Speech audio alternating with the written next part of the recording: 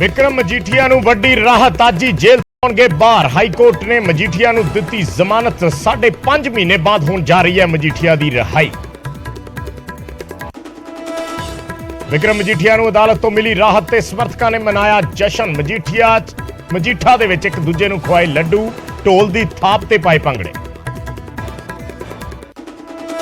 मजीठिया नूं जमानत मिलन तो बाद हमलावर अकाली दल। हरसिमरत बादल बोले विक्रम दे नाम ते खेडी गई सियासत, चोणां 'च फायदे लई भेजिया सी जेल।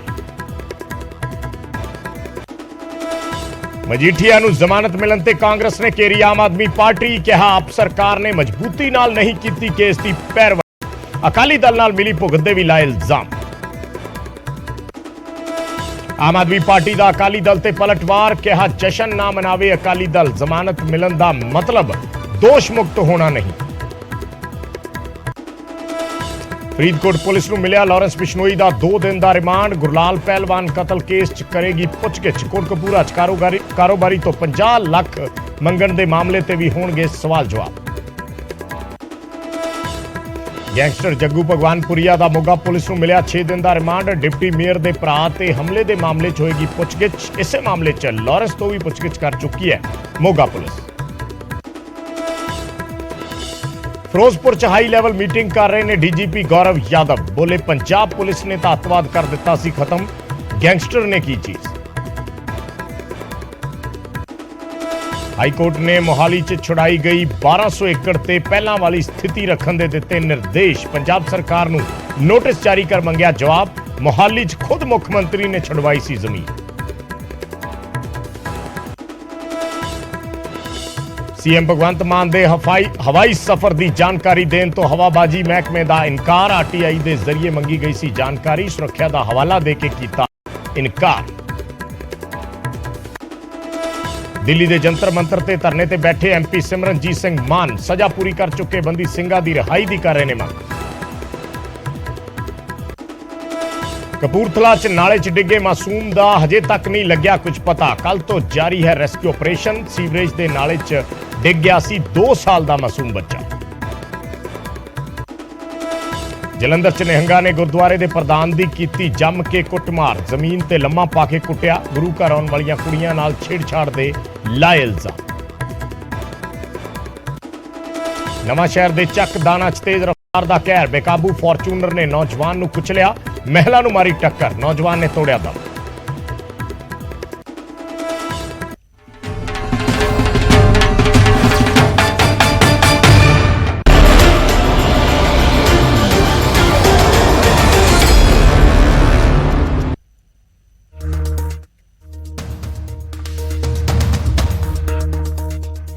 सत श्री अकाल। न्यूज़ 18 पंजाब हरियाणा हिमाचल देख रहे सारे दर्शकों का स्वागत है। मैं हाँ विजयपाल सिंह बराड़। लगातार असी चर्चा कर रहे हैं माझे दे जरनैल जा कह लीए अकाली दल के जरनैल विक्रम सिंह मजीठिया की जमानत मिल गई है।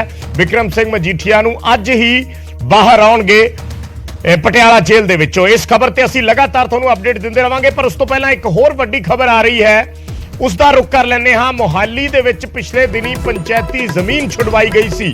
खुद मुख्यमंत्री गए सी वो जमीन छुड़वाउण और हुण उस जमीन ते स्टे दे दिता है पंजाब हरियाणा हाई कोर्ट ने।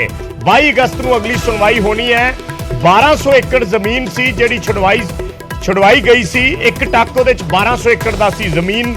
1200 एकड़ तो ज्यादा सी जमीन, 2000 एकड़ तो ज्यादा सी, पर 1200 एकड़ का एक जिहड़ा टक सी वो कंपनी अदालत चली गई जिस कंपनी दी वो जमीन सी।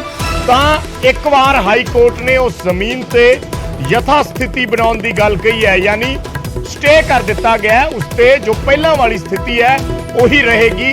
स्टे कर दिता गया और नाल दी नाल सरकार नूं नोटिस भेज के सरकार तो जवाब मंगया गया है। यानी हुण सरकार अपने डॉकूमेंट्स रखेगी कि उन्हां दे कोल की डॉकूमेंट्स ने या उन्हां दे कोल की प्रूफ ने कि पंचायती जमीन सी और इसनूं अगे दी अगे वेचा गया सी। सो ये 1200 एकड़ जमीन है जिहड़ी फौजा सिंह नाम की कंपनी दे कोल सी। 1200 एकड़ उसका जिक्र भी उस दिन खुद मुख्यमंत्री ने किया सी जदों मुख्यमंत्री उत्थे प्रेस कॉन्फ्रेंस कर रहे सी। पर फौजा सिंह एंड कंपनी ने अदालत का रुख किया ते अदालत ने हुण उसकी पहला मांग स्थिति रखने के लिए क्या है। 22 अगस्त नूं अगली सुनवाई होनी है। सरकार तो जवाब मंगया। उमेश शर्मा साडे सहयोगी जुड़ गए ने इस ते होर अपडेट दे लई। उमेश, उस दिन तुसी भी उत्थे मौजूद सी ਜਦੋਂ ਇਹ ਜਗ੍ਹਾ ਛੁਡਵਾਈ ਗਈ ਸੀ ਕਰੀਬ 2000 ਏਕੜ ਤੋਂ ਜ਼ਿਆਦਾ ਸੀ ਔਰ ਉਸ ਦੇ ਵਿੱਚ ਵੱਡਾ ਟੱਕ ਇਹ 1200 ਏਕੜ ਵਾਲਾ ਸੀ ਜਿਹੜਾ ਫੌਜਾ ਸਿੰਘ ਐਂਡ ਕੰਪਨੀ ਦੇ ਕੋਲ ਸੀ। ਸੋ ਹੁਣ ਸਰਕਾਰ ਦੇ ਕੋਲ ਕੀ ਪੱਖ ਹੈ ਜਾਂ ਕੀ ਤਰਕ ਨੇ, ਕਿਉਂਕਿ ਅਦਾਲਤ ਦੇ ਵਿੱਚ ਤਾਂ ਜਦੋਂ ਵੀ ਕੋਈ ਮਾਮਲਾ ਜਾਂਦਾ ਤਾਂ ਇੱਕ ਵਾਰੀ ਉਸਦੇ ਐਸੇ ਖਾਸ ਕਰਕੇ ਜੇ ਜ਼ਮੀਨ ਦੇ ਮਾਮਲੇ 'ਚ ਆਪਾਂ ਸੋਚੀਏ ਤਾਂ ਪੂਰੇ ਚਾਂਸਸ ਹੁੰਦੇ ਨੇ ਉਸ ਚੀਜ਼ ਨੂੰ ਸਟੇ ਕਰਨ ਦੇ। ਦੇਖੋ ਵਿਜੇ, ਉਸ ਦਿਨ ਬਿਲਕੁਲ ਮੈਂ ਉੱਥੇ ਸੀਗਾ ਤੇ 2838 ਏਕੜ ਸਮਥਿੰਗ ਦਾ ਇੱਕ ਪੂਰਾ ਜਿੱਦਾਂ ਦੱਸਿਆ ਗਿਆ ਸੀ ਪੰਚਾਇਤ ਮੰਤਰੀ ਵੱਲੋਂ, ਫਿਰ ਸੀਐਮ ਭਗਵੰਤ ਮਾਨ ਵੀ ਉੱਥੇ ਮੌਜੂਦ ਸਨ ਜੀ, ਕਿ ਕਬਜ਼ਾ ਛੁਡਵਾਇਆ ਗਿਆ ਔਰ ਉਹਦੇ ਵਿੱਚ 1200 ਏਕੜ ਦਾ ਚੰਕ ਇੱਕ ਫੌਜਾ ਸਿੰਘ ਐਂਡ ਕੰਪਨੀ ਦਾ ਸੀਗਾ। ਇੱਕ ਜਿਹੜਾ ਜ਼ਿਕਰ ਵੀ ਹੋਇਆ ਸੀ, ਲਿਸਟ ਬਣੀ ਸੀ ਪ੍ਰੋਪਰ ਔਰ ਮੰਤਰੀ ਲਿਸਟ ਪੜ੍ਹ ਕੇ ਸੁਣਾ ਰਹੇ ਸੀ ਵੀ ਕਿਹਦੇ ਕੋਲ ਕਿੰਨੀ ਜ਼ਮੀਨ ਸੀ। ਸਿਮਰਨਜੀਤ ਸਿੰਘ ਮਾਨ ਉਹਨਾਂ ਦਾ ਵੀ ਜ਼ਿਕਰ ਉਹਦੇ ਵਿੱਚ ਆਇਆ ਸੀਗਾ 125 ਏਕੜ ਦੇ ਕਰੀਬ। ਹੁਣ ਜਿਹੜੀ ਇਹ ਜ਼ਮੀਨ 1200 ਏਕੜ ਹੈ, ਇਹਨੂੰ ਲੈ ਕੇ ਜਿਹੜੀ ਕੰਪਨੀ ਹਾਈਕੋਰਟ ਪਹੁੰਚੀ ਹੈ, ਕੰਪਨੀ ਦਾ ਕਹਿਣਾ ਸੀਗਾ ਕਿ ਇਹ ਮਸਲਾ 2010 ਤੋਂ ਚੱਲਦਾ ਪਿਆ ਹੈ ਸੈਕਸ਼ਨ 11 ਵਿੱਚ, ਯਾਨੀ ਕਿ ਜਿਹੜੀ ਪੰਚਾਇਤ ਦੀ ਕੋਈ ਲੈਂਡ ਹੁੰਦੀ ਹੈ ਸੈਕਸ਼ਨ 11 ਹੁੰਦਾ ਹੈ, ਪੰਚਾਇਤ ਉਹ ਥੱਲੇ ਡੀਸੀ ਆਫਿਸ, ਏਡੀਸੀ ਆਫਿਸ, ਉੱਥੇ ਇਹ ਮਾਮਲੇ ਚੱਲਦੇ ਹੁੰਦੇ ਨੇ ਔਰ ਉੱਥੇ ਪੰਚਾਇਤ ਵਰਸਸ ਜਿਹੜੀ ਕੰਪਨੀ ਦਾ ਮੈਟਰ ਚੱਲਦਾ ਪਿਆ ਸੀ। 8 ਜੂਨ ਨੂੰ ਇੱਕ ਆਰਡਰ ਪਾਸ ਹੋਇਆ ਔਰ ਆਰਡਰ ਪਾਸ ਪੰਚਾਇਤ ਡਿਪਾਰਟਮੈਂਟ ਨੇ ਆਰਡਰ ਪਾਸ ਕਰਾਇਆ, ਲੇਕਿਨ ਉਹਦੀ ਕਾਪੀ ਜਿਹੜੀ ਹੈਗੀ ਹੈ ਕੰਪਨੀ ਨੂੰ ਨਹੀਂ ਦਿੱਤੀ ਗਈ। ਕੰਪਨੀ ਨੂੰ ਪਤਾ ਨਹੀਂ ਚੱਲਿਆ ਵੀ ਕੀ ਆਰਡਰ ਪਾਸ ਹੋਇਆ। ਜਦੋਂ ਕੰਪਨੀ ਨੂੰ ਪਤਾ ਚੱਲਿਆ ਤਾਂ ਪੰਚਾਇਤ ਆਲਰੇਡੀ ਇਹ ਸਾਰਾ ਕਬਜ਼ਾ ਜਿਹੜਾ ਦੱਸਿਆ ਗਿਆ ਸੀ ਕਬਜ਼ਾ ਲੈ ਲਿਆ। ਉਸ ਤੋਂ ਬਾਅਦ ਹੀ ਫਿਰ ਹਾਈ ਕੋਰਟ ਦਾ ਰੁਖ ਕੀਤਾ ਗਿਆ। ਹਾਈ ਕੋਰਟ ਵਿੱਚ ਕੰਪਨੀ ਵੱਲੋਂ ਸਾਰੇ ਜਿਹੜੇ ਪੁਰਾਣੇ ਡਾਕੂਮੈਂਟ ਸੀਗੇ, ਪੁਰਾਣਾ ਸਾਰਾ ਰਿਕਾਰਡ ਹੈ ਵੀ ਇਦਾਂ ਸੀਗਾ ਸਾਡੇ ਨਾਮ ਜ਼ਮੀਨ ਸੀ, ਕਿਸੇ ਤੋਂ ਖਰੀਦੀ ਸੀ, ਫਿਰ ਪੰਚਾਇਤ ਵਿਭਾਗ ਦੀ ਐਂਟਰੀ ਹੁੰਦੀ ਹੈ, ਸਾਰੇ ਵੇਰਵਾ ਦੱਸਿਆ ਗਿਆ। ਕੋਰਟ ਨੇ ਵੀ ਦੇਖਿਆ ਕਿ ਵਾਕਈ ਕਿ ਇਦਾਂ ਦਾ ਇੱਕਦਮ ਕਬਜ਼ਾ ਲੈਣਾ ਚੰਗਾ ਹੈ, ਇਹ ਕਿਹੜੀ ਕਾਰਵਾਈ ਕਿਸ ਤਰੀਕੇ ਨਾਲ ਇਹ ਕਾਰਵਾਈ ਕੀਤੀ ਗਈ ਹੈ। ਕੋਰਟ ਵੀ ਥੋੜਾ ਸਖਤ ਇਹਦੇ ਵਿੱਚ ਡਬਲ ਬੈਂਚ ਸੀਗੀ, ਜਸਟਿਸ ਏਜ਼ੀ ਮਸੀਹ ਤੇ ਜਸਟਿਸ ਸੰਦੀਪ ਮੌਦਗਿਲ ਵਾਲੀ ਬੈਂਚ। ਤਾਂ ਕੋਰਟ ਨੇ ਹੁਣ ਨੋਟਿਸ ਕੀਤਾ 22 ਅਗਸਤ ਨੂੰ ਸੁਣਵਾਈ ਹੋਏਗੀ ਔਰ ਦੇਖੇਗਾ ਪੰਚਾਇਤ ਡਿਪਾਰਟਮੈਂਟ ਜਵਾਬ ਕੀ ਦਿੰਦਾ ਹੈ ਕਿ ਜਿਹੜਾ ਉਹ ਕਬਜ਼ੇ ਦੀ ਗੱਲ ਕਰ ਰਹੇ ਨੇ। ਕਿਉਂਕਿ ਕੰਪਨੀ ਵੱਲੋਂ ਇਹ ਵੀ ਕਿਹਾ ਗਿਆ ਜੀ ਦੇਖੋ ਇਹ ਫੋਟੋਗ੍ਰਾਫਸ ਨਹੀਂ, ਫੋਟੋਗ੍ਰਾਫਸ ਲਾਈਆਂ ਗਈਆਂ ਸੀ ਵੀ ਕੁਝ ਸਾਡੀ ਤੋੜ-ਫੋੜ ਵੀ ਕੀਤੀ ਗਈ ਹੈ। ਹੁਣ ਦੇਖਣਾ ਹੋਏਗਾ ਕਿ ਸਰਕਾਰ ਪੰਚਾਇਤ ਜਵਾਬ। ਉਮੇਸ਼ ਜ਼ਾਹਿਰ ਜੀ ਗੱਲ ਹੈ, ਜੇ ਸਰਕਾਰ ਨੇ ਕੋਈ ਐਸੀ ਕਾਰਵਾਈ ਕੀਤੀ ਹੈ ਤਾਂ ਸਰਕਾਰ ਕੋਲੇ ਕੁਛ ਨਾ ਕੁਛ ਤੇ ਡਾਕੂਮੈਂਟਸ ਬੋਲਦੇ ਹੋਣਗੇ। ਮੈਂ ਥੋੜਾ ਜਿਹਾ ਤੁਹਾਡੇ ਤੋਂ ਇਹ ਸਮਝਣਾ ਚਾਹੁੰਦਾ ਦੇਸੀ ਭਾਸ਼ਾ ਦੇ ਵਿੱਚ ਜੇ ਆਪਾਂ ਜ਼ਿਕਰ ਕਰੀਏ, ਜਿੰਨਾ ਕੁ ਆਪਾਂ ਬਹੁਤ ਜ਼ਿਆਦਾ ਇਸ ਮਾਮਲੇ ਦੀ ਟੈਕਨੀਕਲ ਨੌਲੇਜ ਤੇ ਨਹੀਂ ਰੱਖਦੇ, ਪਰ ਜਿੰਨਾ ਕਿ ਇਸ ਮਾਮਲੇ ਬਾਰੇ ਆਪਾਂ ਸਿੱਧਾ ਜਾਣਦੇ ਹਾਂ, ਬਹੁਤ ਥਾਵਾਂ ਤੇ ਪੰਚਾਇਤੀ ਜ਼ਮੀਨਾਂ ਨੂੰ ਲੈ ਕੇ ਐਸੇ ਕੇਸ ਆਏ ਨੇ ਕਿ ਪੰਚਾਇਤੀ ਜ਼ਮੀਨ ਇੱਕ ਕਿਸੇ ਬੰਦੇ ਨੇ ਸਰਕਾਰ ਤੋਂ ਅਲਾਟ ਕਰਾਈ ਜਾਂ ਲਈ, ਉਸ ਤੋਂ ਬਾਅਦ ਉਹਨੇ ਅੱਗੇ ਵੇਚਤੀ, ਉਸ ਤੋਂ ਬਾਅਦ ਅੱਗੇ ਵੇਚਤੀ, ਅੱਗੇ ਦੀ ਅੱਗੇ ਉਹ 4 5 6 ਥਾਵਾਂ ਤੇ ਵਿਕ ਗਈ। ਸੋ 6ਵੇਂ ਜਗ੍ਹਾ ਤੇ ਜਿਹਨੇ ਜਾ ਕੇ ਖਰੀਦੀ ਹੈ ਉਹ ਤਾਂ ਕਹਿੰਦਾ ਕਿ ਮੇਰਾ ਪੰਚਾਇਤੀ ਜ਼ਮੀਨ ਨਾਲ ਕੋਈ ਲੈਣਾ ਦੇਣਾ ਨਹੀਂ, ਮੈਂ ਤੇ ਫਲਾਣੇ ਬੰਦੇ ਤੋਂ ਖਰੀਦੀ ਹੈ। ਪਰ ਪਿੱਛੋਂ ਪੰਚਾਇਤੀ ਜ਼ਮੀਨ ਚੱਲੀ ਆ ਰਹੀ ਸੀ ਔਰ ਅਖੀਰ ਤੇ ਆ ਕੇ ਜਿਹੜਾ ਉਸਦਾ ਖਮਿਆਜ਼ਾ ਹੈ, ਕਿਉਂਕਿ ਬਾਕੀ ਲੋਕ ਤਾਂ ਪੈਸੇ ਵੱਟ ਕੇ ਨਿਕਲ ਗਏ, ਸੋ ਅਖੀਰ ਤੇ ਆ ਕੇ ਖਮਿਆਜ਼ਾ ਜਿਹਨੇ ਅਖੀਰਲੇ ਜਿਹਦੇ ਕੋਲੇ ਹੁੰਦੀ ਹੈ ਉਹਨੂੰ ਭੁਗਤਣਾ ਪੈਂਦਾ ਹੈ। ਸੋ ਲਗਭਗ ਐਸਾ ਹੀ ਕੇਸ ਹੈ ਜਿਹੜਾ ਇਹ ਜਿੱਥੇ ਇਹ ਸਰਕਾਰ ਨੇ ਜ਼ਮੀਨ ਜਿਹੜੀ ਐਕਵਾਇਰ ਕੀਤੀ ਹੈ। ਬਿਲਕੁਲ, ਜੇ ਤਕਨੀਕੀ ਭਾਸ਼ਾ ਅਲੱਗ ਰੱਖੀ ਹੈ, ਜਿੱਦਾਂ ਜਿਹੜੇ ਕੰਪਨੀ ਦੇ ਐਡਵੋਕੇਟ ਨੇ, ਸੀਨੀਅਰ ਐਡਵੋਕੇਟ ਚੇਤਨ ਮਿੱਤਲ, ਉਹ ਵੀ ਸਾਨੂੰ ਦੱਸ ਕੇ ਗਏ ਸੀਗੇ। ਮਾਮਲਾ ਇਹ ਹੈ ਕਿ ਉਹਨਾਂ ਦਾ ਇਹ ਕਹਿਣਾ ਸੀਗਾ ਸਿਰਫ ਪੰਚਾਇਤ ਨੂੰ ਇਹ ਡਿਸਾਈਡ ਕਰਨਾ ਸੀ ਡਿਪਾਰਟਮੈਂਟ ਨੂੰ ਕਿ ਇਹਦਾ ਮਾਲਿਕਾਨਾ ਹੱਕ ਪਹਿਲਾਂ ਕਿਹਦੇ ਨਾਂ ਤੇ ਸੀਗਾ, ਪ੍ਰਮੋਟਰ ਕੌਣ ਸੀ ਜਿਸ ਤੋਂ ਕੰਪਨੀ ਨੇ ਜ਼ਮੀਨ ਲਈ, ਨਾ ਕਿ ਇਹ ਜ਼ਮੀਨ ਹੀ ਪੰਚਾਇਤ ਦੇ ਨਾਂ ਚੜਾਤੀ, ਰੋਜ਼ ਨਾਮ ਚੜ ਗਿਆ ਵੀ ਇਹ ਪੰਚਾਇਤ ਦੇ ਨਾਮ ਹੈ। ਤਾਂ ਜਿੰਨੀ ਸਮਝ ਆਈ ਹੈ ਕਿ ਸਿਰਫ ਮਸਲਾ ਇਹ ਸੀਗਾ ਜਿਹੜਾ ਪੁਰਾਣਾ ਚੱਲਿਆ ਰਿਹਾ ਸੀਗਾ ਕਿ ਇਹ ਜ਼ਮੀਨ ਦਾ ਜਿਹੜਾ ਕੌਣ ਸੀਗਾ, ਕਿਹਦੇ ਨਾਂ ਤੇ, ਸਿਰਫ ਮਾਲਿਕਾਨਾ ਹੱਕ ਕਿਹਦੇ ਨਾਂ ਤੇ ਸੀ ਉਹ ਡਿਸਾਈਡ ਕਰਨਾ ਸੀ। ਲੇਕਿਨ ਪੰਚਾਇਤ ਡਿਪਾਰਟਮੈਂਟ ਨੇ ਜ਼ਮੀਨੀ ਕਬਜ਼ੇ ਤੇ ਕਰਤਾ ਵੀ ਇਹ ਤਾਂ ਅਵੈਧ ਕਬਜ਼ਾ ਕੀਤਾ ਹੋਇਆ ਸੀ। ਉਸੇ ਨੂੰ ਲੈ ਕੇ ਕੰਪਨੀ ਹਾਈ ਕੋਰਟ ਪਹੁੰਚੀ, ਤਾਂ ਹੀ ਹਾਈ ਕੋਰਟ ਨੇ ਨੋਟਿਸ ਕੀਤਾ ਸਰਕਾਰ ਨੂੰ। ਹੁਣ 22 ਅਗਸਤ ਨੂੰ ਇਸ ਕਰਕੇ ਮੈਂ ਕਹਿ ਰਿਹਾ ਕਿ ਜ਼ਿਕਰ ਦੇਖਣਾ ਹੋਏਗਾ, ਜਵਾਬ ਜਿਹੜਾ ਹੋਏਗਾ ਪੰਚਾਇਤ, ਕਿਉਂਕਿ ਅੱਜ ਪੰਚਾਇਤ ਵਿਭਾਗ ਦੇ ਜਿਹੜੇ ਵਕੀਲ ਸੀਗੇ ਯਾਨੀ ਕਿ ਸਰਕਾਰੀ ਵਕੀਲ, ਉਹ ਵੀ ਉੱਥੇ ਮੌਜੂਦ ਸੀਗੇ, ਉਹ ਵੀ ਕੁਝ ਖਾਸ ਸੰਤੁਸ਼ਟ ਜਵਾਬ ਨਹੀਂ ਦੇ ਪਾਏ ਕੋਰਟ ਨੂੰ। ਅਦਰਵਾਈਜ਼ ਜਦੋਂ ਨੋਟਿਸ ਹੁੰਦਾ ਹੈ ਵਿਜੇ, ਇਟ ਮੀਨਸ ਕੋਰਟ ਤਾਂ ਹੀ ਨੋਟਿਸ ਕਰਦਾ ਜਦੋਂ ਕੋਰਟ ਨੂੰ ਸੰਤੁਸ਼ਟੀ ਨਹੀਂ ਹੁੰਦੀ ਸਰਕਾਰੀ ਵਕੀਲ ਦੇ ਜਵਾਬਾਂ ਤੋਂ। ਯਾਨੀ ਉਮੇਸ਼, ਆਪਾਂ ਇਹਦੇ ਚ ਇੱਕ ਚੀਜ਼ ਸਮਝ ਸਕਦੇ ਹਾਂ ਵੀ ਕੰਪਨੀ ਨੇ ਸਿੱਧੀ ਪੰਚਾਇਤ ਡਿਪਾਰਟਮੈਂਟ ਤੋਂ ਨਹੀਂ ਲਈ, ਕਿਸੇ ਤੋਂ ਖਰੀਦੀ ਹੈ। ਬਿਲਕੁਲ, ਕਈ ਕੰਪਨੀ ਦਾ ਕਹਿਣਾ ਕਿ ਅਸੀਂ ਡਾਇਰੈਕਟ ਪੰਚਾਇਤ ਤੋਂ ਲਈ, ਅਸੀਂ ਕਿਸੇ ਤੋਂ ਲਈ ਹੈ ਔਰ ਉਹਦੀ ਮਾਲਕਾਨਾ ਹੱਕ ਉਹਦੇ ਨਾਂ ਤੇ ਹੈ ਨਹੀਂ ਹੈ। ਇਹ ਡਿਪਾਰਟਮੈਂਟ ਦੇਖੇ, ਆਪਸ ਦੇਖੇ, ਸਾਨੂੰ ਉਹਦੇ ਕੋਈ ਲੈਣਾ ਦੇਣਾ ਨਹੀਂ। ਉਹੀ ਹੁਣ ਜਵਾਬ ਦੇਖੋਗੇ ਕੀ ਆਂਦਾ ਕੀ ਨਹੀਂ, ਤਾਂ ਕਿ ਉਹਦੇ ਵਿੱਚ ਹੋਰ ਸਰਕਾਰ ਕਲੈਰਿਟੀ ਕਰਕੇ ਦੇਗੀ। ਠੀਕ ਹੈ, ਧੰਨਵਾਦ ਉਮੇਸ਼ ਇਸ ਜਾਣਕਾਰੀ ਦੇ ਲਈ। ਤਾਂ ਮੋਹਾਲੀ ਦੇ ਜ਼ਿਲ੍ਹੇ ਦੇ ਵਿੱਚ ਜਿਹੜੀ ਬਿਲਕੁਲ ਪਹਾੜਾਂ ਦੀ ਜੱਦ ਦੇ ਵਿੱਚ ਜ਼ਮੀਨ ਲੱਗਦੀ ਸੀ, ਉਹਦੇ 'ਚ ਕੁਝ ਪਹਾੜੀ ਏਰੀਆ ਹੈ, ਉਸ ਦਿਨ ਸੀਐਮ ਨੇ ਦੱਸਿਆ ਵੀ ਸੀ, ਔਰ ਕੁਝ ਮੈਦਾਨੀ ਏਰੀਆ ਹੈ, ਦਰਖਤ ਲੱਗੇ ਹੋਏ ਨੇ। 50 ਕਰੋੜ ਦਾ ਜ਼ਿਕਰ ਕੀਤਾ ਸੀ ਸੀਐਮ ਨੇ ਕਿ ਜਿਹੜੇ ਉੱਥੇ ਦਰਖਤ ਲੱਗੇ ਹੋਏ ਨੇ ਉਹਦੀ ਲੱਕੜ 50 करोड़ रुपए की है। सो ये जमीन जी है 2800 एकड़ तो ज्यादा सी और इस 1200 का एक टक सी एक फौजा सिंह एंड कंपनी का। वो कंपनी अदालत चली गई। वो कंपनी के जिवें साडे सहयोगी उमेश शर्मा दस रहे हैं कि तर्क ये सी कि असी पंचायती जमीन नहीं कब्जाई, असी तो किसी तो खरीदी है। हुण ओहदा अगे पुराना रिकॉर्ड कित्थे बोलदा है, या वो पंचायती सी या किस व्यक्ति ने अपने नाम कराई और किसने अगे दी अगे वेची, ये जिहड़ा है हुण अदालत दे विच सारे जिहड़े तर्क वितर्क है वो होणगे और अदालत दे विच सरकार नूं इस बाबत या पंचायत महकमे नूं इस बाबत अपने कागज जिहड़े है वो रखने होणगे कि क्यों उन्होंने ये जमीन वापस अपने कब्जे हेठ लई है। सो 22 अगस्त की अगली तारीख है और नोटिस सरकार नूं जारी करके जवाब मंगया गया और उदों तक हाई कोर्ट ने जो पहला वाली स्थिति सी वही रखने के लिए क्या है।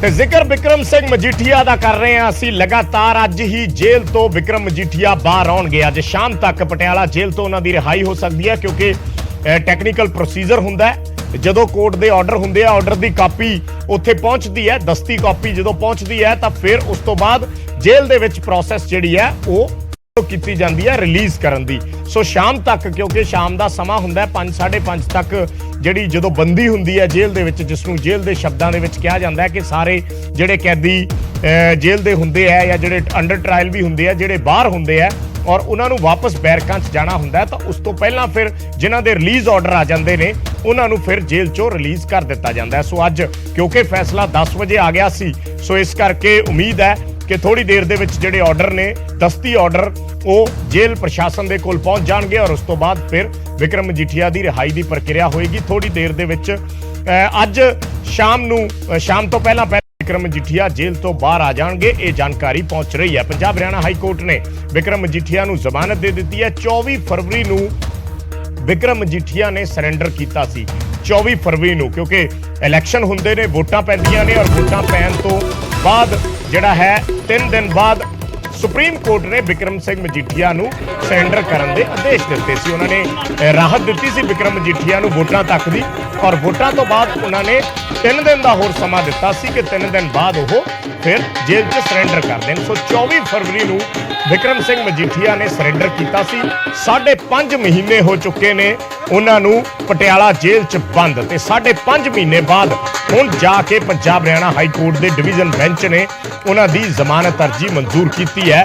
ਪਿਛਲੇ ਦਿਨੀ ਫੈਸਲਾ ਰਿਜ਼ਰਵ ਰੱਖ ਲਿਆ ਸੀ ਔਰ ਅੱਜ ਸਵੇਰ 10 ਵਜੇ ਅਦਾਲਤ ਵੱਲੋਂ ਇਹ ਫੈਸਲਾ ਸੁਣਾਇਆ ਗਿਆ। ਵਿਕਰਮ ਸਿੰਘ ਮਜੀਠੀਆ ਨੂੰ ਰੈਗੂਲਰ ਬੇਲ ਯਾਨੀ ਪੱਕੀ ਜ਼ਮਾਨਤ ਜਿਹੜੀ ਹੈ ਉਹ ਅਦਾਲਤ ਵੱਲੋਂ ਦੇ ਦਿੱਤੀ ਗਈ ਹੈ ਤੇ ਅੱਜ ਪਟਿਆਲਾ ਜੇਲ੍ਹ ਤੋਂ ਉਹਨਾਂ ਦੀ ਸ਼ਾਮ ਤੱਕ ਰਿਹਾਈ ਹੋਏਗੀ। ਸੋ ਵਿਕਰਮ ਮਜੀਠੀਆ ਦੇ ਜਿਹੜੇ ਸਮਰਥਕ ਨੇ ਜਾਂ ਸ਼੍ਰੋਮਣੀ ਅਕਾਲੀ ਦਲ ਦੇ ਜਿਹੜੇ ਯੂਥ ਆਗੂ ਨੇ ਉਹ ਇਸ ਫੈਸਲੇ ਤੋਂ ਬਾਅਦ ਕਾਫੀ ਖੁਸ਼ ਨਜ਼ਰ ਆ ਰਹੇ ਨੇ ਕਿਉਂਕਿ ਇਸ ਵੇਲੇ ਅਕਾਲੀ ਦਲ ਜਿਸ ਸਥਿਤੀ ਦੇ ਵਿੱਚੋਂ ਲੰਘ ਰਿਹਾ ਉਸ ਸਥਿਤੀ ਨੂੰ ਵੇਖਦੇ ਹੋਏ ਅਕਾਲੀ ਦਲ ਦੇ ਜਿਹੜੇ ਵਰਕਰ ਨੇ ਜਾਂ ਯੂਥ ਆਗੂ ਨੇ ਉਹ ਇਹ ਮਹਿਸੂਸ ਕਰ ਰਹੇ ਸੀ ਕਿ ਵਿਕਰਮ ਸਿੰਘ ਮਜੀਠੀਆ ਵਰਗੇ ਲੀਡਰ ਦੀ ਇਸ ਵੇਲੇ ਜ਼ਰੂਰਤ ਹੈ ਕਿਉਂਕਿ ਪਾਰਟੀ ਜਿਸ ਕ੍ਰਾਈਸਿਸ ਚੋਂ ਲੰਘ ਰਹੀ ਹੈ, ਖਾਸ ਕਰਕੇ ਪਾਰਟੀ ਪ੍ਰਧਾਨ ਸੁਖਬੀਰ ਬਾਦਲ, ਕਿਉਂਕਿ ਇੱਕ ਤਰੀਕੇ ਨਾਲ ਪਿਛਲੇ ਦਿਨਾਂ ਦੇ ਵਿੱਚ ਜੋ ਗਤੀਵਿਧੀਆਂ ਹੋਈਆਂ ਨੇ ਉਸ ਨੂੰ ਦੇਖ ਕੇ ਸੁਖਬੀਰ ਬਾਦਲ ਅਲੱਗ-ਥਲੱਗ ਪੈਂਦੇ ਨਜ਼ਰ ਆਏ ਨੇ ਔਰ ਐਸੇ ਵਿੱਚ ਵਿਕਰਮ ਸਿੰਘ ਮਜੀਠੀਆ ਦਾ ਸਾਥ ਉਹਨਾਂ ਨੂੰ ਮਿਲਣਾ ਜਾਂ ਉਹਨਾਂ ਦੇ ਆ ਕੇ ਨਾਲ ਖੜੇ ਹੋਣਾ ਸੁਖਬੀਰ ਬਾਦਲ ਦੇ ਲਈ ਇੱਕ ਬੜਾ ਚੰਗਾ ਸਾਈਨ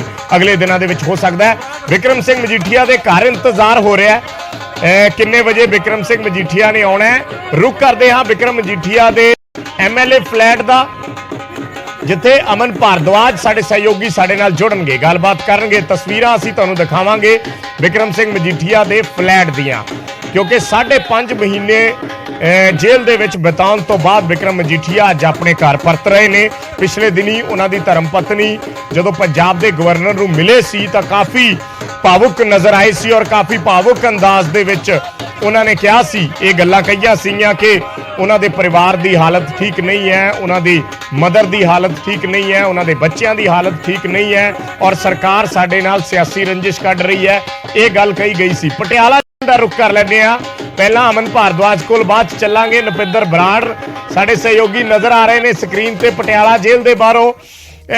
ਨਪਿੰਦਰ ਪਹਿਲਾਂ ਤਾਂ ਮੈਂ ਥੋੜੇ ਤੋਂ ਟੈਕਨੀਕਲ ਪ੍ਰੋਸੈਸ ਸਮਝਣਾ ਚਾਹੂੰਗਾ। ਜਦੋਂ ਆਰਡਰ ਆਉਂਦੇ ਨੇ, ਕਈ ਵਾਰ ਆਰਡਰ ਸ਼ਾਮ ਨੂੰ ਆਉਣ ਤਾਂ ਆਪਾਂ ਮੰਨ ਸਕਦੇ ਹਾਂ ਕਿ ਬੰਦੇ ਦੇ ਬਾਹਰ ਆਉਣ 'ਚ ਦੇਰੀ ਹੋ ਸਕਦੀ ਹੈ, ਪਰ ਜਿਵੇਂ ਸਵੇਰੇ 10 ਵਜੇ ਆਰਡਰ ਆ ਗਿਆ ਔਰ ਜੇਲ੍ਹ ਦੇ ਵਿੱਚ ਸ਼ਾਮ ਨੂੰ 5 5:30 ਦੇ ਕਰੀਬ ਬੰਦੀ ਹੁੰਦੀ ਹੈ, ਤਾਂ ਉਸ ਤੋਂ ਪਹਿਲਾਂ ਫਿਰ ਰਿਲੀਜ਼ ਕਰ ਦਿੱਤਾ ਜਾਂਦਾ ਹੈ ਅਮੂਮਨ ਜਿਹੜੇ ਜੋ ਦਸਤੀ ਆਰਡਰ ਪਹੁੰਚ ਜਾਂਦੇ ਆ। ਸੋ ਕੀ ਤਕਨੀਕੀ ਪ੍ਰਕਿਰਿਆ ਰਹਿੰਦੀ ਹੈ, ਜੇ ਸਮਝਾ ਸਕੋ।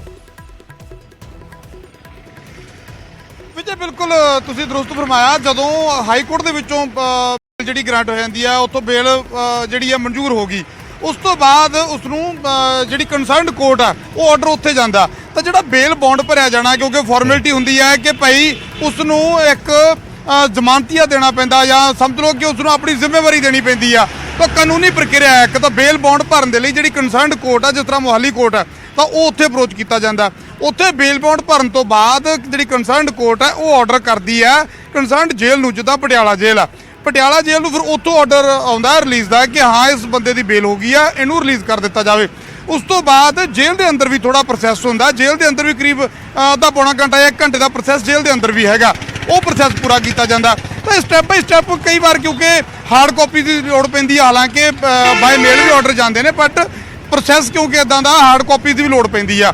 ਤਾਂ ਹਾਈ ਕੋਰਟ ਤੋਂ ਪਹਿਲਾਂ concerned court session court Mohali ਜਿਹੜੀ ਕੰਸਰਨਡ ਕੋਰਟ ਹੈ ਜਿੱਥੇ ਕੇਸ ਚੱਲਦਾ, ਔਰ ਮੋਹਾਲੀ ਤੋਂ ਬਾਅਦ ਜਿਹੜੇ ਆਰਡਰ ਹੈ ਉਹ ਪਟਿਆਲਾ ਜੇਲ੍ਹ ਦੇ ਲਈ। ਤੇ ਇਸ ਕਰਕੇ ਇਸ ਪ੍ਰੋਸੈਸ ਤੇ, ਇਸ ਪ੍ਰਕਿਰਿਆ ਤੇ ਟਾਈਮ ਲੱਗ ਜਾਂਦਾ। ਜਿਵੇਂ ਤੁਸੀਂ 5 ਵਜੇ ਦੀ ਗੱਲ ਕੀਤੀ ਹੈ, ਬਿਲਕੁਲ ਇੱਕ ਬੰਦੀ ਦੀ ਪ੍ਰਕਿਰਿਆ ਹੁੰਦੀ ਹੈ ਵੀ ਜਦੋਂ ਸ਼ਾਮ ਦੀ 5 ਵਜੇ ਦੀ ਬੰਦੀ ਹੋ ਗਈ, ਤਾਂ ਬੰਦੀ ਤੋਂ ਬਾਅਦ ਹੈ ਜਿਹੜਾ ਕਿਸੇ ਬੰਦੇ ਨੂੰ ਰਿਹਾ ਜਿਹੜਾ ਹੈਗਾ ਕਰਨ ਦੀ ਪ੍ਰਕਿਰਿਆ ਘੱਟ ਹੁੰਦੀ ਹੈ, ਬਸ਼ਰਤੇ ਕਿ ਕੋਈ ਰੇਅਰ ਕੇਸ ਨਾ ਹੋਵੇ। ਉਹਦੇ ਵਿੱਚ ਕਈ ਵਾਰੀ ਕੋਈ ਛੋਟ ਵੀ ਹੋ ਸਕਦੀ ਹੈ, ਪਰ ਕਾਨੂੰਨੀ ਪ੍ਰਕਿਰਿਆ ਜਿਹੜੀ ਉਹ ਇਹੀ ਕਹਿੰਦੀ ਹੈ ਕਿ ਉਸ ਤੋਂ ਬਾਅਦ ਅਗਲੇ ਦਿਨ ਤੱਕ ਚਲਾ ਜਾਂਦਾ ਕੰਮ। ਪਰ ਇੱਥੇ ਜਿਸ ਤਰ੍ਹਾਂ ਤੁਸੀਂ ਪਹਿਲਾਂ ਜ਼ਿਕਰ ਕੀਤਾ, ਕਿਉਂਕਿ ਜ਼ਮਾਨਤ ਦੇ ਆਰਡਰ ਆ ਜਿਹੜੇ ਬੜੇ ਸਵੇਰੇ ਦਿਨ ਚੜ੍ਹਦੇ ਹੀ ਮੈਨੂੰ ਲੱਗਦਾ ਹੈ ਕਿ ਪਹਿਲਾ ਦੂਜਾ ਆਰਡਰ ਹੀ ਜਿਹੜੇ ਵੇਖਿਆ ਜਾਵੇ ਤਾਂ ਇਹ ਆ ਗਿਆ ਕਿ ਵਿਕਰਮ ਮਜੀਠੀਆ ਦੀ ਜ਼ਮਾਨਤ ਮਨਜ਼ੂਰ ਹੋ ਗਈ। ਜ਼ਮਾਨਤ ਮਨਜ਼ੂਰ ਤੋਂ ਬਾਅਦ ਪ੍ਰਕਿਰਿਆ ਚੱਲ ਰਹੀ ਹੈ, ਉਹਨਾਂ ਦੀ ਵਕੀਲਾਂ ਦੀ ਟੀਮ ਆ ਜਿਹੜੀ, ਕਿਉਂਕਿ ਕਈ ਵਾਰ ਤਾਂ ਹੁੰਦਾ ਕਿ ਸਧਾਰਨ ਵਿਅਕਤੀ ਹੈ ਤਾਂ ਉਹਦੇ 'ਚ ਕਈ ਵਾਰੀ ਕਿਸੇ ਦੇ ਜ਼ਮਾਨਤੀਆ ਨਹੀਂ ਮਿਲਦਾ, ਕਿਸੇ ਨੂੰ ਨੰਬਰਦਾਰ ਨਹੀਂ ਮਿਲਦਾ, ਕਿਸੇ ਨੂੰ MC ਨਹੀਂ ਮਿਲਦਾ, ਕਿਸੇ ਨੂੰ ਜ਼ਮਾਨਤ ਦੇ ਕਾਗਜ਼ਾਂ ਦੀ ਦੇਰੀ ਹੋ ਜਾਂਦੀ ਆ। ਪਰ ਇਦਾਂ ਦੇ ਕੇਸ ਦੇ ਵਿੱਚ ਕਿਉਂਕਿ ਜਿੱਥੇ ਵਕੀਲਾਂ ਦੀ ਫੌਜ ਹੋਵੇ, ਪਾਰਟੀ ਪੱਧਰ ਤੇ ਕੰਮ ਹੋਣਾ ਹੋਵੇ, ਤਾਂ ਉੱਥੇ ਇਦਾਂ ਦੀਆਂ ਦੇਰੀਆਂ ਹੁੰਦੀਆਂ ਨਹੀਂ। ਇਸ ਕਰਕੇ ਲੱਗਦਾ ਹੈ ਕਿ ਟਾਈਮਲੀ, ਪਰ ਬਾਵਜੂਦ ਇਸ ਦੇ 4-4:30 ਦਾ ਲੱਗਦਾ ਹੈ ਵਿਜੇ ਕਿ ਟਾਈਮ ਹੋ ਸਕਦਾ, ਕਿਉਂਕਿ ਇਸ ਪ੍ਰਕਿਰਿਆ ਤੇ ਵੀ ਕਾਫੀ ਟਾਈਮ ਲੱਗ ਜਾਂਦਾ। ਜਿਸ ਤਰ੍ਹਾਂ ਦਾ ਮਾਹੌਲ ਜੇਲ੍ਹ ਦੇ ਬਾਹਰ, ਅਸੀਂ ਇਸ ਵੇਲੇ ਮੌਜੂਦਾ ਤਸਵੀਰਾਂ ਵੀ ਦਿਖਾ ਦਈਏ। ਦੇਖੋ ਜੇਲ੍ਹ ਦੇ ਬਾਹਰ ਮੀਡੀਆ ਦਾ ਜਮਾਵੜਾ ਲੱਗਣਾ ਸ਼ੁਰੂ ਹੋ ਗਿਆ। ਜਿਹੜੇ ਕੁਝ ਲੋਕ ਨੇ ਜਿਹੜੇ ਉਹਨਾਂ ਦੇ ਚਾਹੁਣ ਵਾਲੇ, ਉਹਨਾਂ ਦੀਆਂ ਗੱਡੀਆਂ ਵੀ ਆਸ-ਪਾਸ ਇੱਥੇ ਲਗਾਤਾਰ ਗੇੜੇ ਮਾਰਦੀਆਂ ਨਜ਼ਰ ਆਈਆਂ ਕਿ ਕਦੋਂ ਵਿਕਰਮ ਮਜੀਠੀਆ ਬਾਹਰ ਆਉਣ, ਤੇ ਕਦੋਂ ਜਿਸ ਤਰ੍ਹਾਂ ਉਹਨਾਂ ਨੂੰ ਸਭ ਨੂੰ ਇਹ ਹੈ ਕਿ ਵਿਕਰਮ ਮਜੀਠੀਆ ਬਾਹਰ ਆਉਣਗੇ ਤਾਂ ਉਹਨਾਂ ਨੂੰ ਮਿਲਿਆ ਜਾਵੇ। ਤਾਂ ਪਿੱਛੇ ਤੁਸੀਂ ਕੁਝ ਲੋਕ ਵੀ ਦੇਖ ਸਕਦੇ ਆ ਜਿਨ੍ਹਾਂ ਨੂੰ ਪਤਾ ਲੱਗ ਰਿਹਾ ਕਿ ਵਿਕਰਮ ਮਜੀਠੀਆ ਬਾਹਰ ਆਉਣ ਵਾਲੇ ਨੇ, ਤਾਂ ਉਹਨਾਂ ਦੀ ਚਾਹੇ ਪਾਰਟੀ ਸਮਰਥਕ ਹੋਣ ਜਾਂ ਉਹਨਾਂ ਨੂੰ ਮਿਲਣ ਦੇ ਲਈ, ਤਾਂ ਇਹ ਇਸ ਤਰ੍ਹਾਂ ਦਾ ਮਾਹੌਲ ਜੇਲ੍ਹ ਦੇ ਬਾਹਰ ਇਸ ਵੇਲੇ ਬਣਿਆ ਹੋਇਆ। ਔਰ 4-4:30 ਦਾ ਲੱਗਦਾ ਹੈ ਵਿਜੇ, ਇੱਕ ਅੰਦਾਜ਼ਾ ਹੋ ਸਕਦਾ ਹੈ ਜੇ ਫਾਸਟ ਪ੍ਰੋਸੈਸ ਦਾ ਜਿਹੜਾ ਪੂਰਾ ਕਰ ਲਿਆ ਜਾਵੇ ਤਾਂ ਉਸ ਤੋਂ ਪਹਿਲਾਂ, ਪਰ ਇੱਕ ਅੰਦਾਜ਼ਾ 4-4:30 ਵੱਜ ਸਕਦੇ ਨੇ ਵਿਕਰਮ ਮਜੀਠੀਆ ਨੂੰ ਪਟਿਆਲਾ ਦੀ ਇਸ ਜੇਲ੍ਹ ਤੋਂ ਬਾਹਰ ਆਉਂਦੇ ਜੀ। ਅੱਛਾ ਨਪਿੰਦਰ, ਟਾਈਮਿੰਗ ਬੜੀ ਇੰਪੋਰਟੈਂਟ ਹੈ, ਟਾਈਮਿੰਗ ਬੜੀ ਇੰਪੋਰਟੈਂਟ ਹੋ ਜਾਂਦੀ ਹੈ, ਖਾਸ ਕਰਕੇ ਇਸ ਵੇਲੇ ਅਮਨ ਭਾਰਦਵਾਜ ਵੀ ਜੁੜੇ ਨੇ, ਮੈਂ ਉਹਨਾਂ ਦਾ ਵੀ ਰੁਖ ਕਰੂੰਗਾ। ਟਾਈਮਿੰਗ ਦਾ ਆਪਾਂ ਜ਼ਿਕਰ ਕਰ ਰਹੇ ਹਾਂ ਕਿ ਇਸ ਮੌਕੇ ਤੇ ਵਿਕਰਮ ਮਜੀਠੀਆ ਦੀ ਜ਼ਮਾਨਤ ਦਾ ਫੈਸਲਾ ਆਉਣਾ, ਜਦੋਂ ਇੱਕ ਤਰੀਕੇ ਨਾਲ ਇਹ ਕਹਿਣ 'ਚ ਆਪਾਂ ਨੂੰ ਕੋਈ ਹਿਜਕ ਨਹੀਂ ਹੋਏਗੀ ਜਾਂ ਕੋਈ ਦੋ ਰਾਏ ਨਹੀਂ ਕਿ ਸੁਖਬੀਰ ਬਾਦਲ ਇਸ ਵੇਲੇ ਪਾਰਟੀ 'ਚ ਇੱਕ ਤਰੀਕੇ ਨਾਲ ਅਲੱਗ-ਥਲੱਗ ਪੈ ਚੁੱਕੇ ਨੇ। ਇੱਕ ਪੈਰਲਲ ਉਹਨਾਂ ਦੇ ਜਿਹੜਾ ਹੈ ਮੋਰਚਾ ਅਕਾਲੀ ਦਲ ਦੇ ਵਿੱਚ ਹੀ ਸ਼ੁਰੂ ਹੋ ਗਿਆ। ਪਿਛਲੇ ਦਿਨੀ ਅੰਮ੍ਰਿਤਸਰ 'ਚ ਮੀਟਿੰਗਾਂ ਹੋਈਆਂ ਔਰ ਬਹੁਤ ਕੁਝ ਅਕਾਲੀ ਦਲ ਦੇ ਅੰਦਰ ਚੱਲ ਰਿਹਾ, ਔਰ ਖਾਸ ਕਰਕੇ ਮੀਟਿੰਗਾਂ ਉਸ ਇਲਾਕੇ 'ਚ ਹੋ ਰਹੀਆਂ ਜਿੱਥੋਂ ਵਿਕਰਮ ਮਜੀਠੀਆ ਐਬਸੈਂਟ ਨੇ, ਔਰ ਵਿਕਰਮ ਮਜੀਠੀਆ ਦਾ ਉਸ ਇਲਾਕੇ ਦੇ ਵਿੱਚ ਜ਼ੋਰ ਰਿਹਾ, ਔਰ ਅੱਜ ਤੱਕ ਵੀ ਉਹਨਾਂ ਦਾ ਉੱਥੇ ਜਿਹੜਾ ਹੈ ਦਬਦਬਾ ਮੰਨਿਆ ਜਾਂਦਾ। ਸੋ ਐਸੇ ਵਿੱਚ ਵਿਕਰਮ ਮਜੀਠੀਆ ਦੀ ਰਿਹਾਈ ਇਸ ਮੌਕੇ ਤੇ ਹੋਣੀ ਅਕਾਲੀ ਦਲ ਦੇ ਲਈ ਇੱਕ ਸੰਜੀਵਨੀ ਬੂਟੀ ਹੋ ਸਕਦੀ ਹੈ।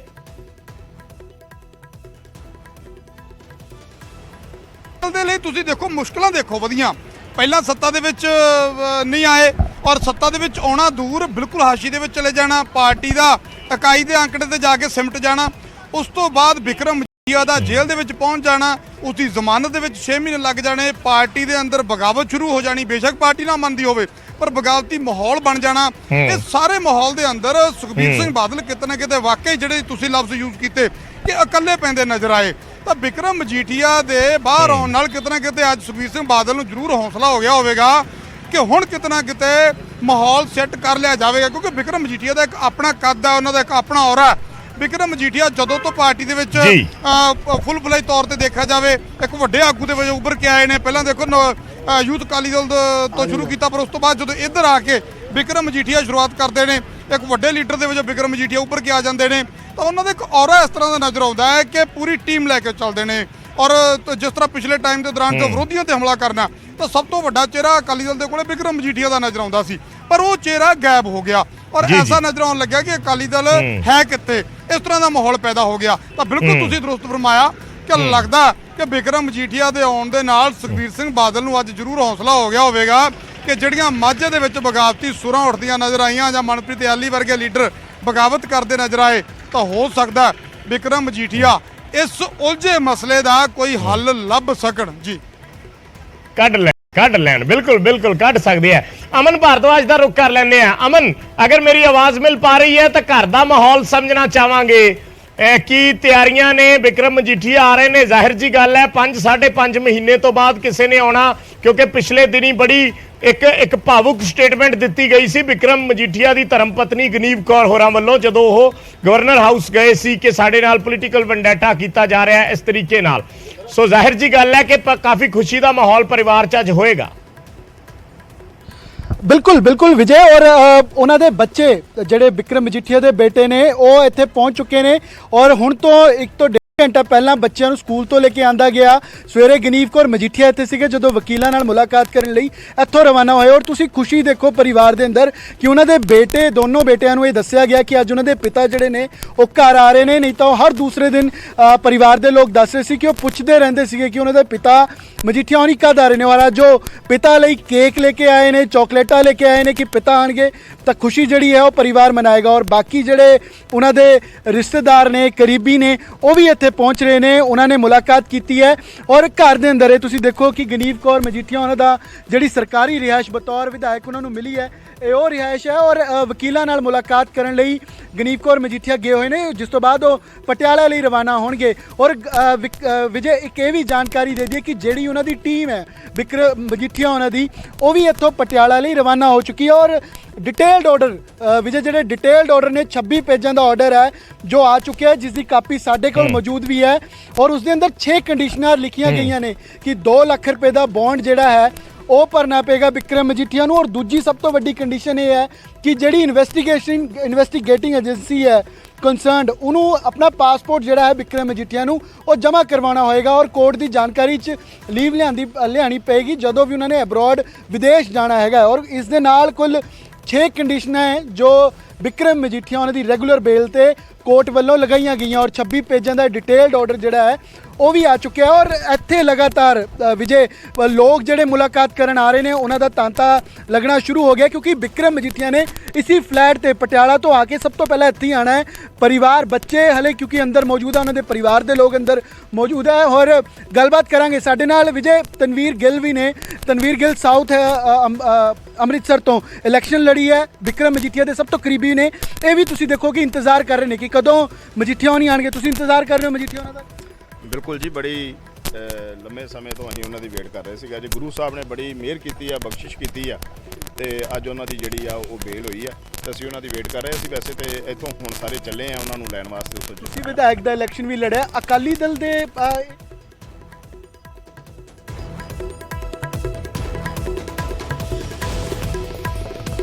ਤਾਂ ਵੱਖ-ਵੱਖ ਥਾਵਾਂ ਤੇ ਸਾਡੇ ਸਹਿਯੋਗੀ ਅਪਡੇਟ ਦੇ ਰਹੇ ਨੇ। ਅਮਨ ਭਾਰਦਵਾਜ ਜੁੜੇ ਸੀ ਵਿਕਰਮ ਮਜੀਠੀਆ ਦੇ ਘਰ ਤੋਂ ਬਾਹਰ, ਨਰਿੰਦਰ ਬਰਾੜ ਪਟਿਆਲਾ ਜੇਲ੍ਹ ਦੇ ਬਾਹਰ ਨੇ। ਥੋੜੀ ਦੇਰ ਦੇ ਵਿੱਚ ਜਿਵੇਂ ਹੀ ਆਰਡਰ ਉੱਥੇ ਪਹੁੰਚਦੇ ਨੇ, ਪ੍ਰੋਸੈਸ ਜਿਹੜੀ ਹੋਏਗੀ ਉਸ ਬਾਰੇ ਅਸੀਂ ਜਾਣਕਾਰੀ ਦੇਵਾਂਗੇ ਜਦੋਂ ਵਿਕਰਮ ਮਜੀਠੀਆ ਜੇਲ੍ਹ ਤੋਂ ਬਾਹਰ ਆਉਣਗੇ। ਫਿਲਹਾਲ ਸਾਡੇ ਨਾਲ ਮਹਿਮਾਨ ਜੁੜੇ ਨੇ 2 ਗੱਲਬਾਤ ਕਰਨ ਦੇ ਲਈ। ਕਾਂਗਰਸ ਪਾਰਟੀ ਤੋਂ ਅਰਸ਼ਪ੍ਰੀਤ ਖੜਿਆਲ ਜੁੜੇ ਨੇ ਔਰ ਅਕਾਲੀ ਦਲ ਤੋਂ ਅਰਸ਼ਦੀਪ ਸਿੰਘ ਕਲੇਰ ਜੁੜੇ ਨੇ। ਦੋਨੋਂ ਹੀ ਅਰਸ਼ ਨੇ। बहुत बहुत स्वागत है कलेर साहब और खड़ियाल साहब, दोनों का नाम दोनों का ही अर्श है। सो गलबात मैं शुरुआत कलेर साहब थोड़े तो करूँगा। जाहिर जी गल है, खुशी है अज अकाली दल दे विच समर्थक काफ़ी रिलैक्स फील कर रहे हैं, खास करके उदों जो अकाली दल दे विच स्थिति थोड़ी डावाडोल चल रही है। सो पहला थोड़ा जिहा टैक्नीकली समझा दिओ भी अज जेड़े डिटेल्ड ऑर्डरस ने वो पहुँच चुके ने, उदों तक विक्रम मजीठिया बाहर आ जाएंगे। ਵਿਜੇਪਾਲ ਜੀ ਧੰਨਵਾਦ ਤੁਹਾਡਾ। ਡਿਟੇਲ ਆਰਡਰ ਸਾਨੂੰ ਮਿਲ ਚੁੱਕਿਆ ਹੈ ਤੇ ਉਹਨਾਂ ਦੇ ਅਸੀਂ ਬੇਲ ਬੌਂਡਸ ਦੀ ਜਿਹੜੀ ਪ੍ਰਕਿਰਿਆ ਹੁੰਦੀ ਹੈ ਉਹ ਮੋਹਾਲੀ ਕੋਰਟ ਦੇ ਵਿੱਚ ਇਨੀਸ਼ੀਏਟ ਕਰ ਦਿੱਤੀ ਹੈ ਜੀ। ਮੋਹਾਲੀ ਕੋਰਟ ਦੇ ਆਰਡਰਸ ਆਉਣ ਤੋਂ ਬਾਅਦ ਅਸੀਂ ਪਟਿਆਲੇ ਉਹ ਰਿਲੀਜ਼ ਹੋ ਜਾਣਗੇ। ਪਰ ਜੇ ਤੁਸੀਂ ਅੱਜ ਦੇ ਆਰਡਰਸ ਦੀ ਕਾਪੀ, ਮੈਨੂੰ ਨਹੀਂ ਲੱਗਦਾ ਕਿ ਤੁਹਾਡੇ ਨਾਲ ਕਿਸੇ ਨੇ ਸ਼ੇਅਰ ਕੀਤੀ ਹੈ ਜਾਂ ਤੁਹਾਡੇ ਕੋਲ ਸਾਡੇ ਕੋਲ ਹੈ 26 ਪੇਜਾਂ ਦੀ ਕਾਪੀ ਆ ਗਈ ਹੈ। ਕਾਪੀ ਧਿਆਨ ਨਾਲ ਪੜੋਗੇ ਤਾਂ ਤੁਸੀਂ ਆਬਜ਼ਰਵੇਸ਼ਨਸ ਦੇਖੋ ਜਿਸ ਤਰੀਕੇ ਦੀਆਂ ਹਾਈ ਕੋਰਟ ਦੇ ਡਿਵੀਜ਼ਨ ਬੈਂਚ ਦੇ ਦਿੱਤੀਆਂ ਮੋٹے ਤੌਰ ਤੇ ਤੁਸੀਂ ਦੱਸ ਦਿਓ। ਹਾਂਜੀ, ਹਾਈ ਕੋਰਟ ਦੇ ਡਿਵੀਜ਼ਨ ਬੈਂਚ ਨੇ ਇਹ ਗੱਲ ਕਹੀ ਹੈ ਕਿ ਸਰਕਾਰ ਕੋਲੇ ਕੋਈ ਸਬੂਤ ਨਹੀਂ ਹੈਗਾ ਕਿ ਵਿਕਰਮ ਮਜੀਠੀਆ ਸਾਹਿਬ ਇਸ ਚੀਜ਼ ਵਿੱਚ ਇਨਵੋਲਵ ਸੀਗੇ। ਹੁਣ ਇਹ ਤੋਂ ਟਿੱਪਣੀ, ਇਸ ਤੋਂ ਤਲਖ ਟਿੱਪਣੀ ਹਾਈ ਕੋਰਟ ਸਰਕਾਰ ਦੇ ਉੱਤੇ ਕੀ ਕਰ ਸਕਦਾ? तो इस तो एक गल स्पष्ट होगी कि जो श्रोमणी अकाली दल ने डे 1 तो किया कि ये झूठा पर्चा सिर्फ पॉलिटिकल वेंडेटे तहत सरदार बिक्रम सिंह मजीठिया ਨੂੰ ਫਸਾਉਣ ਲਈ ਕਾਂਗਰਸ ਨੇ ਆਪਣੀ ਅਗਲੀਆਂ ਗੱਲਾਂ ਤੇ ਡਿਟੇਲ 'ਚ ਜਾਵਾਂਗੇ। ਸਮੇਂ ਦਾ ਕੋਈ ਚੱਕਰ ਨਹੀਂ ਹੈ। ਜੇ ਮੋٹے ਤੁਸੀਂ ਆਬਜ਼ਰਵੇਸ਼ਨ ਦਾ ਜ਼ਿਕਰ ਕੀਤਾ ਸੀ, ਜੇ ਹੋਰ ਦੱਸ ਸਕੋ 2-4। ਮੈਂ ਹਾਈ ਕੋਰਟ ਨੇ ਕੱਲੀ ਗੱਲ ਤੇ ਜੀ ਕਿ ਨਾ ਤਾਂ ਕੋਈ ਇਹੋ ਜਿਹਾ ਐਵੀਡੈਂਸ ਹੈ ਕਿ ਜਿਹੜੇ ਪਰਮਿੰਦਰ ਪਿੰਦੀ ਹੋਰ ਜਿਨ੍ਹਾਂ ਦਾ ਜ਼ਿਕਰ ਕਰਦੇ ਨੇ ਕਿ ਉਹ ਸਰਦਾਰ ਬਿਕਰਮ ਸਿੰਘ ਮਜੀਠੀਆ ਦਾ ਉਹਨਾਂ ਨਾਲ ਕੋਈ ਤਾਲੁਕ ਸੀ ਜੀ। ਨਾ ਹਾਈ ਕੋਰਟ ਨੇ ਕਿਹਾ ਕਿ ਸਾਨੂੰ ਸਰਕਾਰ ਕੋਈ ਐਸਾ ਐਵੀਡੈਂਸ ਦੇ ਸਕਦੀ ਤਾਂ ਇਹ ਪਤਾ ਲੱਗੇ ਕਿ ਦੇ ਵਿੱਚ ਬਿਕਰਮ ਮਜੀਠੀਆ ਇਨਵੋਲਵ ਸੀ। ਹਾਈ ਕੋਰਟ ਤੱਕ ਆਬਜ਼ਰਵੇਸ਼ਨ ਦਿੱਤੀ ਕਿ ਹਾਈ ਕੋਰਟ ਦੀ ਮੋਨੀਟਰਡ ਸਿਟ ਨੇ ਇਹਦੇ ਸਿਫਾਰਿਸ਼ ਕੀਤੀ। ਸੋ ਇਹ ਸਾਰੀ ਚੀਜ਼ਾਂ ਤੋਂ ਇਹ ਲੱਗਦਾ ਹੈ ਕਿ ਇੱਕ ਫ੍ਰਿਵਲਸ ਕੇਸ ਉਹਨਾਂ ਦੇ ਆਪਣੀ ਥੋੜੇ ਜੇ ਸਿਗਨਲ ਦੀ ਕੁਝ ਪ੍ਰੋਬਲਮ ਆ ਰਹੀ ਹੈ। ਕਲੇਰ ਸਾਹਿਬ ਥੋੜਾ ਨੈਟਵਰਕ ਜੇ ਕੋਸ਼ਿਸ਼ ਕਰੋ ਨੈਟਵਰਕ 'ਚ ਆ ਜਾਓ। ਮੈਂ ਖੜਿਆਲ ਸਾਹਿਬ ਤੋਂ ਉਨੀ ਦੇਰ ਇੱਕ ਖੜਿਆਲ ਸਾਹਿਬ ਤੋਂ ਟਿੱਪਣੀ ਲੈ ਲਾਂ। ਤੁਹਾਡੇ ਜਿਹੜੀਆਂ ਗੱਲਾਂ ਤੁਸੀਂ ਕੀਤੀਆਂ ਨੇ ਖੜਿਆਲ ਸਾਹਿਬ ਸੋਣੀ ਲਈਆਂ ਹੋਣਗੀਆਂ, ਮੈਂ ਰਿਪੀਟ ਨਹੀਂ ਕਰੂੰਗਾ ਜੀ। ਪਹਿਲੀ ਗੱਲ ਤਾਂ ਜੀ ਜੋ ਲੋਕ ਬਹੁਤ ਖੁਸ਼ੀ ਮਨਾ ਰਹੇ ਹੈ ਜਾਂ ਤਾਂ ਬੜੇ ਆਪਟਿਮਿਸਟਿਕ ਨੇ, ਬੜੇ ਪੋਜ਼ਿਟਿਵ ਨੇ, ਜਾਂ ਸ਼ਾਇਦ ਥੋੜਾ ਮੋਟਾ ਭੁਲੇਖਾ ਲੱਗ ਗਿਆ ਹੋਣਾ। ਮੈਂ 2-3 ਚੀਜ਼ਾਂ ਸਪਸ਼ਟ ਕਰ ਦਿੰਦਾ ਹੈ ਜੀ। ਪਹਿਲਾਂ ਤਾਂ ਉਹ ਬਾਇਜ਼ਤ ਬਰੀ ਨਹੀਂ ਹੋਏ। ਉਹਨਾਂ ਦੇ ਖਿਲਾਫ ਜਿਹੜਾ ਕੇਸ ਹੈ ਉਹ ਕੁਆਸ਼ ਨਹੀਂ ਹੋਇਆ, ਖਾਰਿਜ ਨਹੀਂ ਹੋਇਆ ਜੀ। ਇਹ ਸਿਰਫ ਬੇਲ ਹੈ ਤੇ ਬੇਲ 6 ਮਹੀਨੇ ਅੰਦਰ ਲਾ ਕੇ ਮਿਲੀ ਹੈ, 6 ਮਹੀਨੇ। ਦੂਜੀ ਗੱਲ ਇਹ ਹੈ ਕਿ ਉਹ NDPS ਕੇਸ ਦੇ ਵਿੱਚ ਬਾਹਰ ਆਏ ਨੇ, ਕੋਈ ਜੰਗ ਜਿੱਤ ਕੇ ਨਹੀਂ ਆਏ। ਤੀਜਾ ਇਹ ਹੈ ਕਿ ਜੇ ਕੇਸ ਕਮਜ਼ੋਰ ਹੁੰਦਾ ਜਿਵੇਂ ਕਲੇਰ ਸਾਹਿਬ ਕਹਿ ਰਹੇ ਹੈ ਤੇ ਉਹ ਅੰਦਰ ਨਾ ਜਾਂਦੇ ਇਨ ਦਾ ਫਰਸਟ ਪਲੇਸ। ਉਹਨਾਂ ਦੀਆਂ ਐਂਟੀਸਿਪੇਟਰੀ ਬੇਲਸ ਲੋਅਰ ਕੋਰਟ ਦੇ ਵਿੱਚ, ਹਾਈ ਕੋਰਟ ਦੇ ਵਿੱਚ, ਰੈਗੂਲਰ ਬੇਲਸ, ਕੁਆਸ਼ਿੰਗ ਜਿਹੜੀ ਉਹਨਾਂ ਨੇ ਮੋਹਾਲੀ ਕੋਰਟ ਦੇ ਵਿੱਚ ਲਾਈ ਉਹ ਡਿਸਮਿਸ ਨਾ ਹੁੰਦੀ। ਇਹ ਸਾਰੀਆਂ ਚੀਜ਼ਾਂ ਪਲੀਜ਼ ਨੋਟ ਕਰਿਓ। ਐਂਟੀਸਿਪੇਟਰੀ ਬੇਲਸ, ਰੈਗੂਲਰ ਬੇਲਸ, ਕੁਆਸ਼ਿੰਗ ਲਾਈ ਜਿਹੜੀ ਲੋਅਰ ਕੋਰਟ ਦੇ ਵਿੱਚ ਤੇ ਸੁਪਰੀਮ ਕੋਰਟ ਨੇ ਵੀ। ਅੱਜ ਕਲੇਰ ਸਾਹਿਬ ਜਿਹੜੀ ਹੁਣੇ ਜ਼ਿਕਰ ਕਰ ਰਹੇ ਸੀ, ਅੱਜ ਕਲੇਰ ਸਾਹਿਬ ਜਿਹੜੇ ਪੁਆਇੰਟ ਦਾ ਜ਼ਿਕਰ ਕਰ ਰਹੇ ਆ, ਜੇ ਮੈਂ ਇੱਕੋ ਆਬਜ਼ਰਵੇਸ਼ਨ ਜਿਹੜੀ ਉਹਨਾਂ ਨੇ ਕੀਤੀ, ਬਾਕੀ ਤੇ ਚਲੋ ਉਸਦੇ ਥੱਲੇ ਅੱਗੇ ਪਾਰਟਸ ਨੇ, ਇੱਕ ਆਬਜ਼ਰਵੇਸ਼ਨ ਕਿ ਉਹਨਾਂ ਨੇ ਕਿਹਾ ਕਿ ਸਰਕਾਰ ਕੋਲੇ ਕੁਝ ਨਹੀਂ ਹੈ ਐਸਾ ਕਿ ਰੱਖਿਆ ਜਾਵੇ। ਮੈਂ ਉਹਦੇ ਵਿੱਚ ਜਵਾਬ ਦੇ ਰਿਹਾ ਹਾਂ ਜੀ। ਐਂਟੀਸਿਪੇਟਰੀ ਬੇਲਸ, ਰੈਗੂਲਰ ਬੇਲਸ, ਕੁਆਸ਼ਿੰਗ ਤੋਂ ਮੋਹਾਲੀ ਕੋਰਟ ਨੇ ਮਨਾ ਕੀਤਾ। ਫਿਰ ਸੁਪਰੀਮ ਕੋਰਟ ਨੇ ਪਲੀ ਵੀ ਨਹੀਂ ਐਂਟਰਟੇਨ ਕੀਤੀ, ਜਵਾਬ ਦੇਤਾ ਵੀ ਹਾਈ ਕੋਰਟ ਜਾਓ ਤੁਸੀਂ ਥੱਲੇ। ਸੋ ਇਹ ਸਾਈਨਸ ਹੈ of a strong case. 25, 27A ਤੇ 29 NDPS ਐਕਟ ਲੱਗਿਆ, ਕੇਸ ਪੂਰਾ ਸਟਰੋਂਗ ਹੈ। ਤੇ ਮੈਂ ਇੱਕ ਹੋਰ ਚੀਜ਼ ਬੜੀ ਜ਼ਰੂਰੀ ਮੈਂਸ਼ਨ ਕਰਦਾ ਵੀ ਸਾਡੇ ਰਜੀਮ ਜਦੋਂ ਸਾਡੀ ਸਰਕਾਰ ਸੀ, ਮਜੀਠੀਆ ਸਾਹਿਬ ਅੰਦਰ ਗਏ ਸੀ, ਜਦੋਂ ਆਮ ਆਦਮੀ ਪਾਰਟੀ ਦੀ ਸਰਕਾਰ ਹੈ ਉਹ ਬਾਹਰ ਆਏ। ਇਹ ਗੱਲ ਨੂੰ please should be taken into consideration. Kaler ਸਾਹਿਬ ਇਹਦੇ ਬਾਰੇ ਵੀ ਦੱਸ ਦਿਓ। ਚਲੋ ਮੈਂ ਕਲੇਰ ਸਾਹਿਬ ਨੂੰ ਪੁੱਛ ਲੈਂਦੇ ਆ। ਆਮ ਆਦਮੀ ਪਾਰਟੀ ਦੇ ਗੈਸਟ ਮੈਂ ਕੋਸ਼ਿਸ਼ ਕਰੂੰਗਾ ਜੋੜਨ ਦੀ। ਮੈਂ ਕੋਈ ਗੱਲ ਨਹੀਂ, ਆਪਾਂ ਬਣੇ ਰਹਿਣਾ ਹੈ। ਖੜਿਆਲ ਸਾਹਿਬ ਐਡੀ ਛੇਤੀ ਨਹੀਂ ਜਾਣਾ। ਕਲੇਰ ਸਾਹਿਬ ਦੱਸਿਓ। ਵਿਜੇ ਜੀ ਦੇਖੋ, ਮੈਂ ਨਾ ਹੈ ਤਾਂ ਮੇਰਾ ਭਰਾ ਹੈ, ਮੈਂ ਪਹਿਲਾਂ ਦੱਸਦਾ ਵੀ ਕੁਆਸ਼ਿੰਗ ਕਦੇ ਡਿਸਟ੍ਰਿਕਟ ਕੋਰਟਾਂ 'ਚ ਨਹੀਂ ਪੈਂਦੀ ਹੁੰਦੀ, ਮੋਹਾਲੀ ਕੋਰਟ 'ਚ ਪ੍ਰੈਕਟਿਸ ਕਰਦੇ ਨੇ। ਹਾਈ ਕੋਰਟ ਦਾ ਇੱਕ ਆਪਣਾ ਡੈਕੋਰਮ ਹੈ। ਪਤਾ ਹੈ ਕਿ ਕੁਆਸ਼ਿੰਗ ਪਟੀਸ਼ਨ ਕੱਲੀ 482 'ਚ ਹਾਈ ਕੋਰਟ ਪੈਂਦੀ ਹੈ ਤੇ ਮਜੀਠੀਆ ਸਾਹਿਬ ਨੇ ਅੱਜ ਤੱਕ ਕੁਆਸ਼ਿੰਗ ਪਾਈ ਹੋਈ ਨਹੀਂ। ਨੰਬਰ 1 ਇਹਨਾਂ ਨੇ ਪਤਾ ਨਹੀਂ ਕਿੱਥੋਂ ਕੱਢ ਲਿਆ ਕਿ ਕੁਆਸ਼ਿੰਗ ਪਟੀਸ਼ਨ ਡਿਸਮਿਸ ਹੋਈ ਹੈ। ਐਂਟੀਸਿਪੇਟਰੀ ਬੇਲ ਪਹਿਲਾਂ ਹਾਈ ਕੋਰਟ ਨੇ ਦਿੱਤੀ, ਫਿਰ ਸੁਪਰੀਮ ਕੋਰਟ ਨੇ ਵੀ ਦਿੱਤੀ। ਉਸ ਸਮੇਂ ਵੀ ਇਹਨਾਂ ਤੇ ਇੱਕ ਟਿੱਪਣੀ ਹੋਈ ਸੀ ਕਿ ਮੰਦਭਾਗੀ ਗੱਲ ਹੈ। ਸੁਪਰੀਮ ਕੋਰਟ ਨੇ ਕਿਹਾ ਸੀ ਕਿ ਪੰਜਾਬ 'ਚ ਇਲੈਕਸ਼ਨ ਤੋਂ ਪਹਿਲਾਂ ਇਹ ਜਿਹੇ ਪਰਚੇ ਦਿੱਤੇ ਜਾ ਰਹੇ ਨੇ। ਤੀਜੀ ਗੱਲ, ਮੈਂ ਤਾਂ ਕਹੂੰਗਾ ਕਿ ਵਕੀਲ ਨੇ, ਪੜ੍ਹੇ ਲਿਖੇ ਨੇ, ਇਹ ਮੇਰੇ ਨਾਲ ਬੈਸਣ ਤੋਂ ਪਹਿਲਾਂ ਹਾਈ ਕੋਰਟ ਦਾ ਆਰਡਰ ਪੜ੍ਹ ਲੈਣ। ਆਰਡਰ ਦੇ ਵਿੱਚ ਜਿਸ ਤਰੀਕੇ ਦੀਆਂ ਤਲਖ ਟਿੱਪਣੀਆਂ ਸਰਕਾਰਾਂ ਦੇ ਉੱਤੇ ਕੀਤੀਆਂ ਗਈਆਂ ਨੇ, ਔਰ high court has went to extent of saying ਕਿ ਸਰਕਾਰ ਕੋਲੇ ਐਜ਼ ਆਫ ਨਾਓ, ਅੱਜ ਤੱਕ ਜਦੋਂ ਅਸੀਂ ਬਹਿਸ ਸੁਣ ਰਹੇ ਹਾਂ, ਸਰਕਾਰ ਕੋਲੇ ਸਰਦਾਰ ਬਿਕਰਮ ਮਜੀਠੀਆ ਦੇ ਖਿਲਾਫ ਕੋਈ ਸਬੂਤ ਨਹੀਂ ਹੈਗਾ। ਤਾਂ ਇਸ ਤੋਂ ਕੀ ਸਪਸ਼ਟ ਹੁੰਦਾ ਹੈ? ਹੁਣ ਅਗਰ ਇਹਨੂੰ ਵੀ ਇਹ ਆਪਣੀ ਜਿੱਤ ਸਮਝਦੇ ਨੇ, ਕਿਸੇ ਤੇ ਪੋਲੀਟੀਕਲ ਵੈਂਡੇਟੇ ਦਾ ਪਰਚਾ ਦੇਣ ਨੂੰ ਜਿੱਤ ਸਮਝਦੇ ਨੇ, ਕਿਸੇ ਦੇ ਪੋਲੀਟੀਕਲ ਕਰੀਅਰ ਨੂੰ ਦਾਅ ਤੇ ਲਾਉਣਾ ਜਿੱਤ ਸਮਝਦੇ ਨੇ, ਤਾਂ ਫਿਰ ਅੱਜ ਆਪਣੀ ਹਾਰ ਵੀ ਸਮਝਣ ਕਿ ਦੇਸ਼ ਸੁਪਰੀਮ ਕੋਰਟ ਤੋਂ ਬਾਅਦ ਹੁਣ ਹਾਈ ਕੋਰਟ ਨੇ ਵੀ ਇਹਨਾਂ ਤੇ ਇੱਕ ਸਖਤ ਟਿੱਪਣੀ ਕੀਤੀ ਹੈ, ਜਿਹਦੇ ਚ ਉਹਨਾਂ ਨੇ ਕਿਹਾ ਹੈ ਕਿ ਜੀ ਇਹਨਾਂ ਦੇ ਖਿਲਾਫ ਕੋਈ ਸਬੂਤ ਨਹੀਂ ਹੈ, ਤਾਣਾ ਬਾਣਾ ਇਹਨਾਂ ਨੇ ਵੈਸੇ ਹੀ ਬੁਣ ਲਿਆ। ਤੁਸੀਂ ਖੜਿਆਲ ਸਾਹਿਬ ਨੇ ਜਿਹੜੀ ਆਮ ਆਦਮੀ ਪਾਰਟੀ ਵਾਲੀ ਗੱਲ ਕੀਤੀ ਉਹਦਾ ਵੀ ਜਵਾਬ ਦਿਓ ਜ਼ਰਾ। ਉਹ ਕਹਿੰਦੇ ਕਾਂਗਰਸ ਚ ਅੰਦਰ ਗਏ ਆ ਤੇ ਆਪ ਚ ਬਾਹਰ ਆ ਗਏ।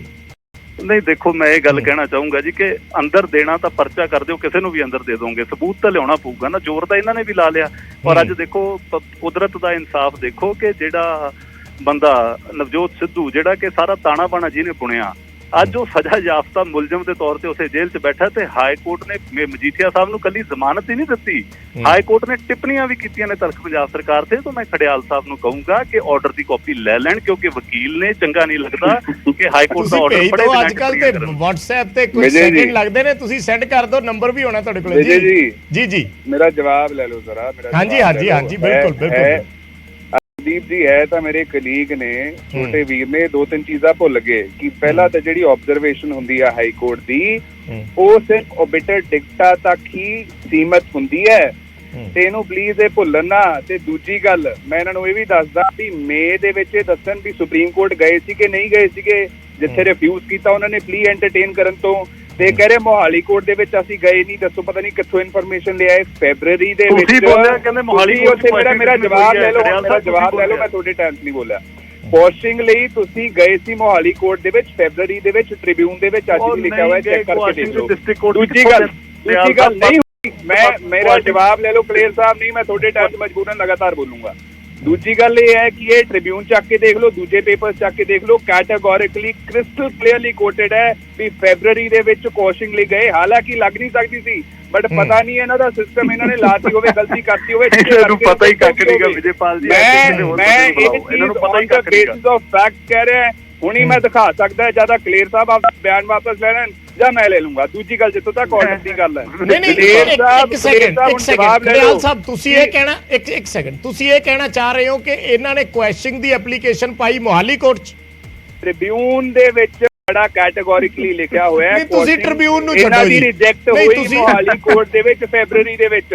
ਮੈਂ ਇਹਨਾਂ ਦੇ ਕੇਸ ਦੀ, ਮੈਂ ਵਿਜੇ ਜੀ ਇਹਨਾਂ ਦਾ ਉਹ ਤਾਂ ਮੈਨੂੰ ਲੱਗਦਾ ਔਨ ਰਿਕਾਰਡ ਹੋਣਾ ਜੀ, ਉਹ ਤੇ ਔਨ ਰਿਕਾਰਡ ਹੋਣਾ। ਜੇ ਇਹਨਾਂ ਨੇ ਪਾਈ ਹੈ ਤਾਂ ਔਨ ਰਿਕਾਰਡ ਹੋਊਗਾ। ਹਾਂ ਦੇਖੋ, ਮੇਰੇ ਦੇ ਵਿੱਚ ਇਹਨਾਂ ਨੂੰ ਪੁੱਛੋ ਵੀ ਫੈਬਰਰੀ ਦੇ ਵਿੱਚ ਮੋਹਾਲੀ ਕੋਰਟ ਗਏ ਹੈ ਕਿ ਨਹੀਂ। ਨੰਬਰ 1 ਇਹਨਾਂ ਨੂੰ ਇੰਨਾ ਪੁੱਛ ਲਓ ਮੋਹਾਲੀ ਦੇ ਵਿੱਚ ਫੈਬਰਰੀ ਦੇ ਵਿੱਚ ਗਏ ਆ ਮਜੀਠੀਆ ਸਾਹਿਬ ਦੇ ਕੇਸ ਦੇ ਵਿੱਚ, ਹਾਂ ਜਾਂ ਨਾ। ਦੂਜਾ ਇਹ ਉੱਥੇ ਸੁਪਰੀਮ ਕੋਰਟ ਦੇ ਵਿੱਚ ਮੇ ਦੇ ਵਿੱਚ ਗਏ ਆ, ਹਾਂ ਜਾਂ ਨਾ। ਤੇ ਤੀਜੀ ਗੱਲ ਜਿਹੜਾ ਕਹਿ ਰਿਹਾ ਐਂਟੀਸਪੇਟਰੀ ਬੇਲ ਮਿਲੀ ਸੀ, ਮੈਂ ਇਹ ਵੀ ਦੱਸਦਾ।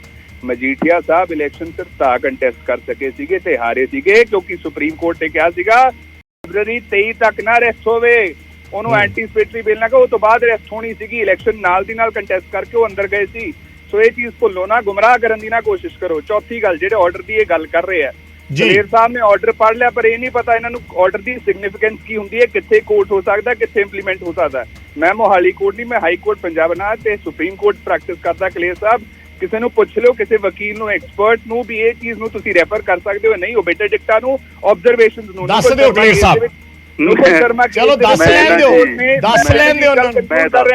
ਨੂਪਰ ਸ਼ਰਮਾ ਕੇਸ ਦੇ ਵਿੱਚ ਜਦੋਂ ਆਬਜ਼ਰਵੇਸ਼ਨਸ ਦਿੱਤੀਆਂ ਸੀ ਸੁਪਰੀਮ ਕੋਰਟ ਨੇ, categorically ਇਹ ਚੀਜ਼ ਕਹੀ ਗਈ ਸੀ observations are not to be taken into account because observations are immaterial to the case। ਪਰ ਜੇ ਆਰਡਰ 'ਚ ਕੋਈ ਗੱਲ ਮੈਂਸ਼ਨ ਕੀਤੀ ਗਈ ਹੈ ਖੜਿਆਲ ਸਾਹਿਬ, ਫਿਰ ਤੇ ਉਹ ਔਨ ਰਿਕਾਰਡ ਆਈ ਗਈ। ਅਦਰਵਾਈਜ਼ ਆਬਜ਼ਰਵੇਸ਼ਨ ਅਸੀਂ ਵੀ ਬਹੁਤ ਸਾਲ ਮੈਂ ਕੋਰਟ ਕਵਰ ਕੀਤੀ ਹੈ ਜੀ। ਸੁਪਰੀਮ ਕੋਰਟ ਨੇ ਨੂਪੁਰ ਸ਼ਰਮਾ ਦੇ ਕੇਸ ਦੇ ਵਿੱਚ ਜਦੋਂ ਆਬਜ਼ਰਵੇਸ਼ਨ ਦਿੱਤੀ ਸੀ, ਉਹ ਤੋਂ ਬਾਅਦ ਕੀ ਹੋਇਆ ਸੀਗਾ, ਇਹ ਚੀਜ਼ ਅੱਗੇ ਆਈ ਸੀ, ਇਹ ਚੀਜ਼ ਕੈਟੇਗੋਰਿਕਲੀ ਕਹੀ ਗਈ। ਆਬਜ਼ਰਵੇਸ਼ਨ ਆਰਡਰ ਦੇ ਵਿੱਚ ਲਿਖੀ ਜਾਂਦੀ ਹੈ ਕਿ ਨਹੀਂ? ਆਬਜ਼ਰਵੇਸ਼ਨ ਬਿਲਕੁਲ ਲਿਖੀ ਜਾਂਦੀ ਹੈ ਵਿਜੇਪਾਲ ਜੀ, ਇਹਨੂੰ ਪਤਾ ਹੀ ਹੈ, ਬਿਲਕੁਲ ਲਿਖੀ ਜਾਂਦੀ। ਆਬਜ਼ਰਵੇਸ਼ਨ ਕੇਸ ਦਾ ਕੀ ਬਣੂ, ਉਹਦੇ ਨਾਲ ਤਾਲੁਕਾਤ ਨਹੀਂ ਹੁੰਦਾ ਸਾਹਿਬ।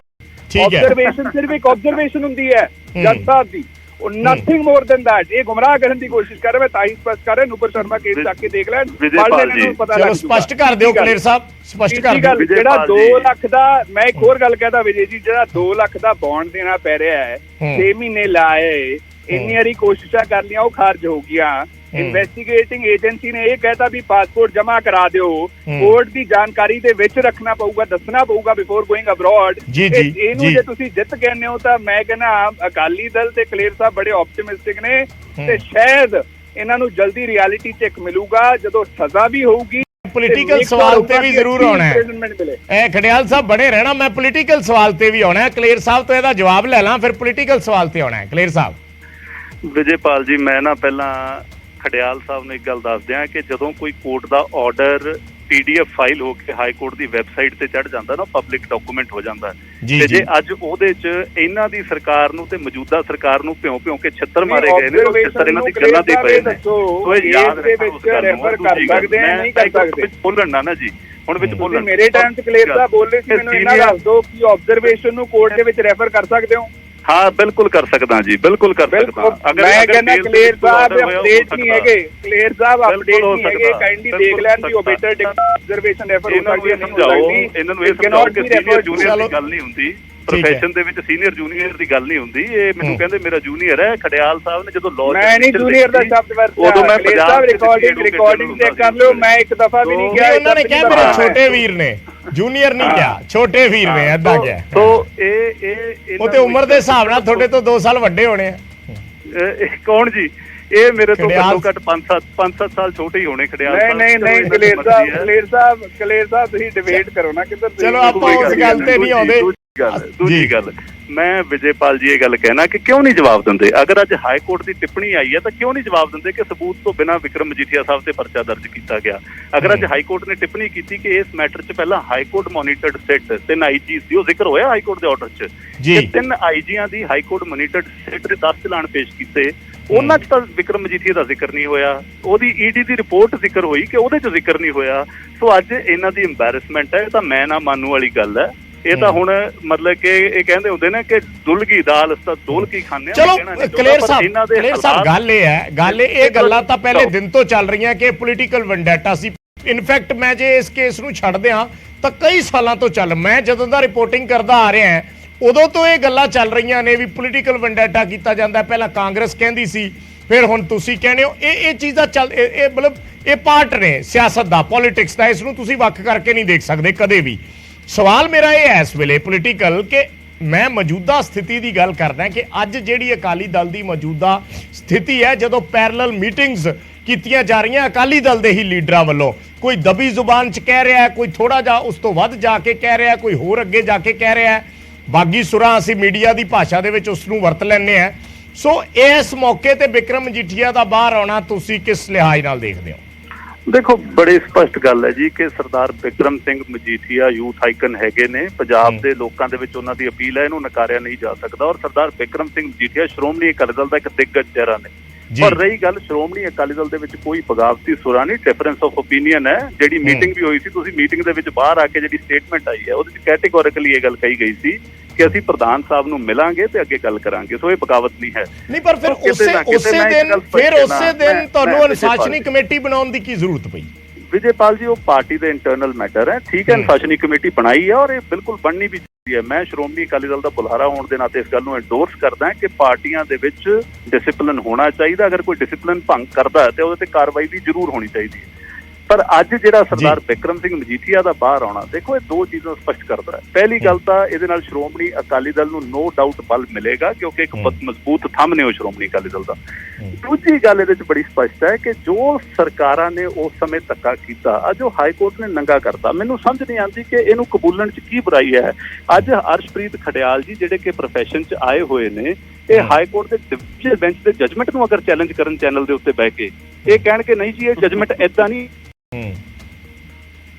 ਮੁਸਕਰਾ ਰਹੇ ਨੇ ਉਹ ਖੜਿਆਲ ਸਾਹਿਬ। ਚਲੋ ਤੁਸੀਂ ਇਹਦਾ ਜਵਾਬ ਦੇ ਦਿਓ। ਦੇਖੋ, ਮੇਰਾ ਸਵਾਲ ਪੁੱਛਣ ਦਾ ਮਤਲਬ ਇਹ ਹੈ ਕਿ ਜਿਹੜੀ ਤੁਸੀਂ ਖੁਸ਼ੀ ਦੀ ਗੱਲ ਕਰ ਰਹੇ ਸੀ ਨਾ, ਜਿਹੜਾ ਉਤਸ਼ਾਹ ਦੀ ਗੱਲ ਕਰ ਰਹੇ ਸੀ, ਉਹ ਪਾਰਟੀ ਦੀ ਇਸ ਵੇਲੇ ਜਿਹੜੀ ਸਥਿਤੀ ਹੈ ਔਰ ਉਸ ਮੌਕੇ ਤੇ ਜਦੋਂ ਲੱਗਦਾ ਹੋਵੇ ਕਿ ਆਹ ਬੰਦਾ ਆ ਕੇ ਇਸ ਦੇ ਵਿੱਚ ਕੁਝ ਬਦਲਾਵ ਕਰ ਸਕਦਾ ਜਾਂ ਪਾਰਟੀ ਨੂੰ ਉਭਾਰ ਸਕਦਾ, ਉਹ ਖੁਸ਼ੀ ਉਸ ਲਿਹਾਜ਼ ਤੋਂ ਵੀ ਨਿਕਲ ਰਹੀ ਹੁੰਦੀ ਹੈ ਜੇ ਟੈਕਨੀਕਲ ਗੱਲਾਂ ਨੂੰ ਆਪਾਂ ਛੱਡ ਦਈਏ ਤਾਂ।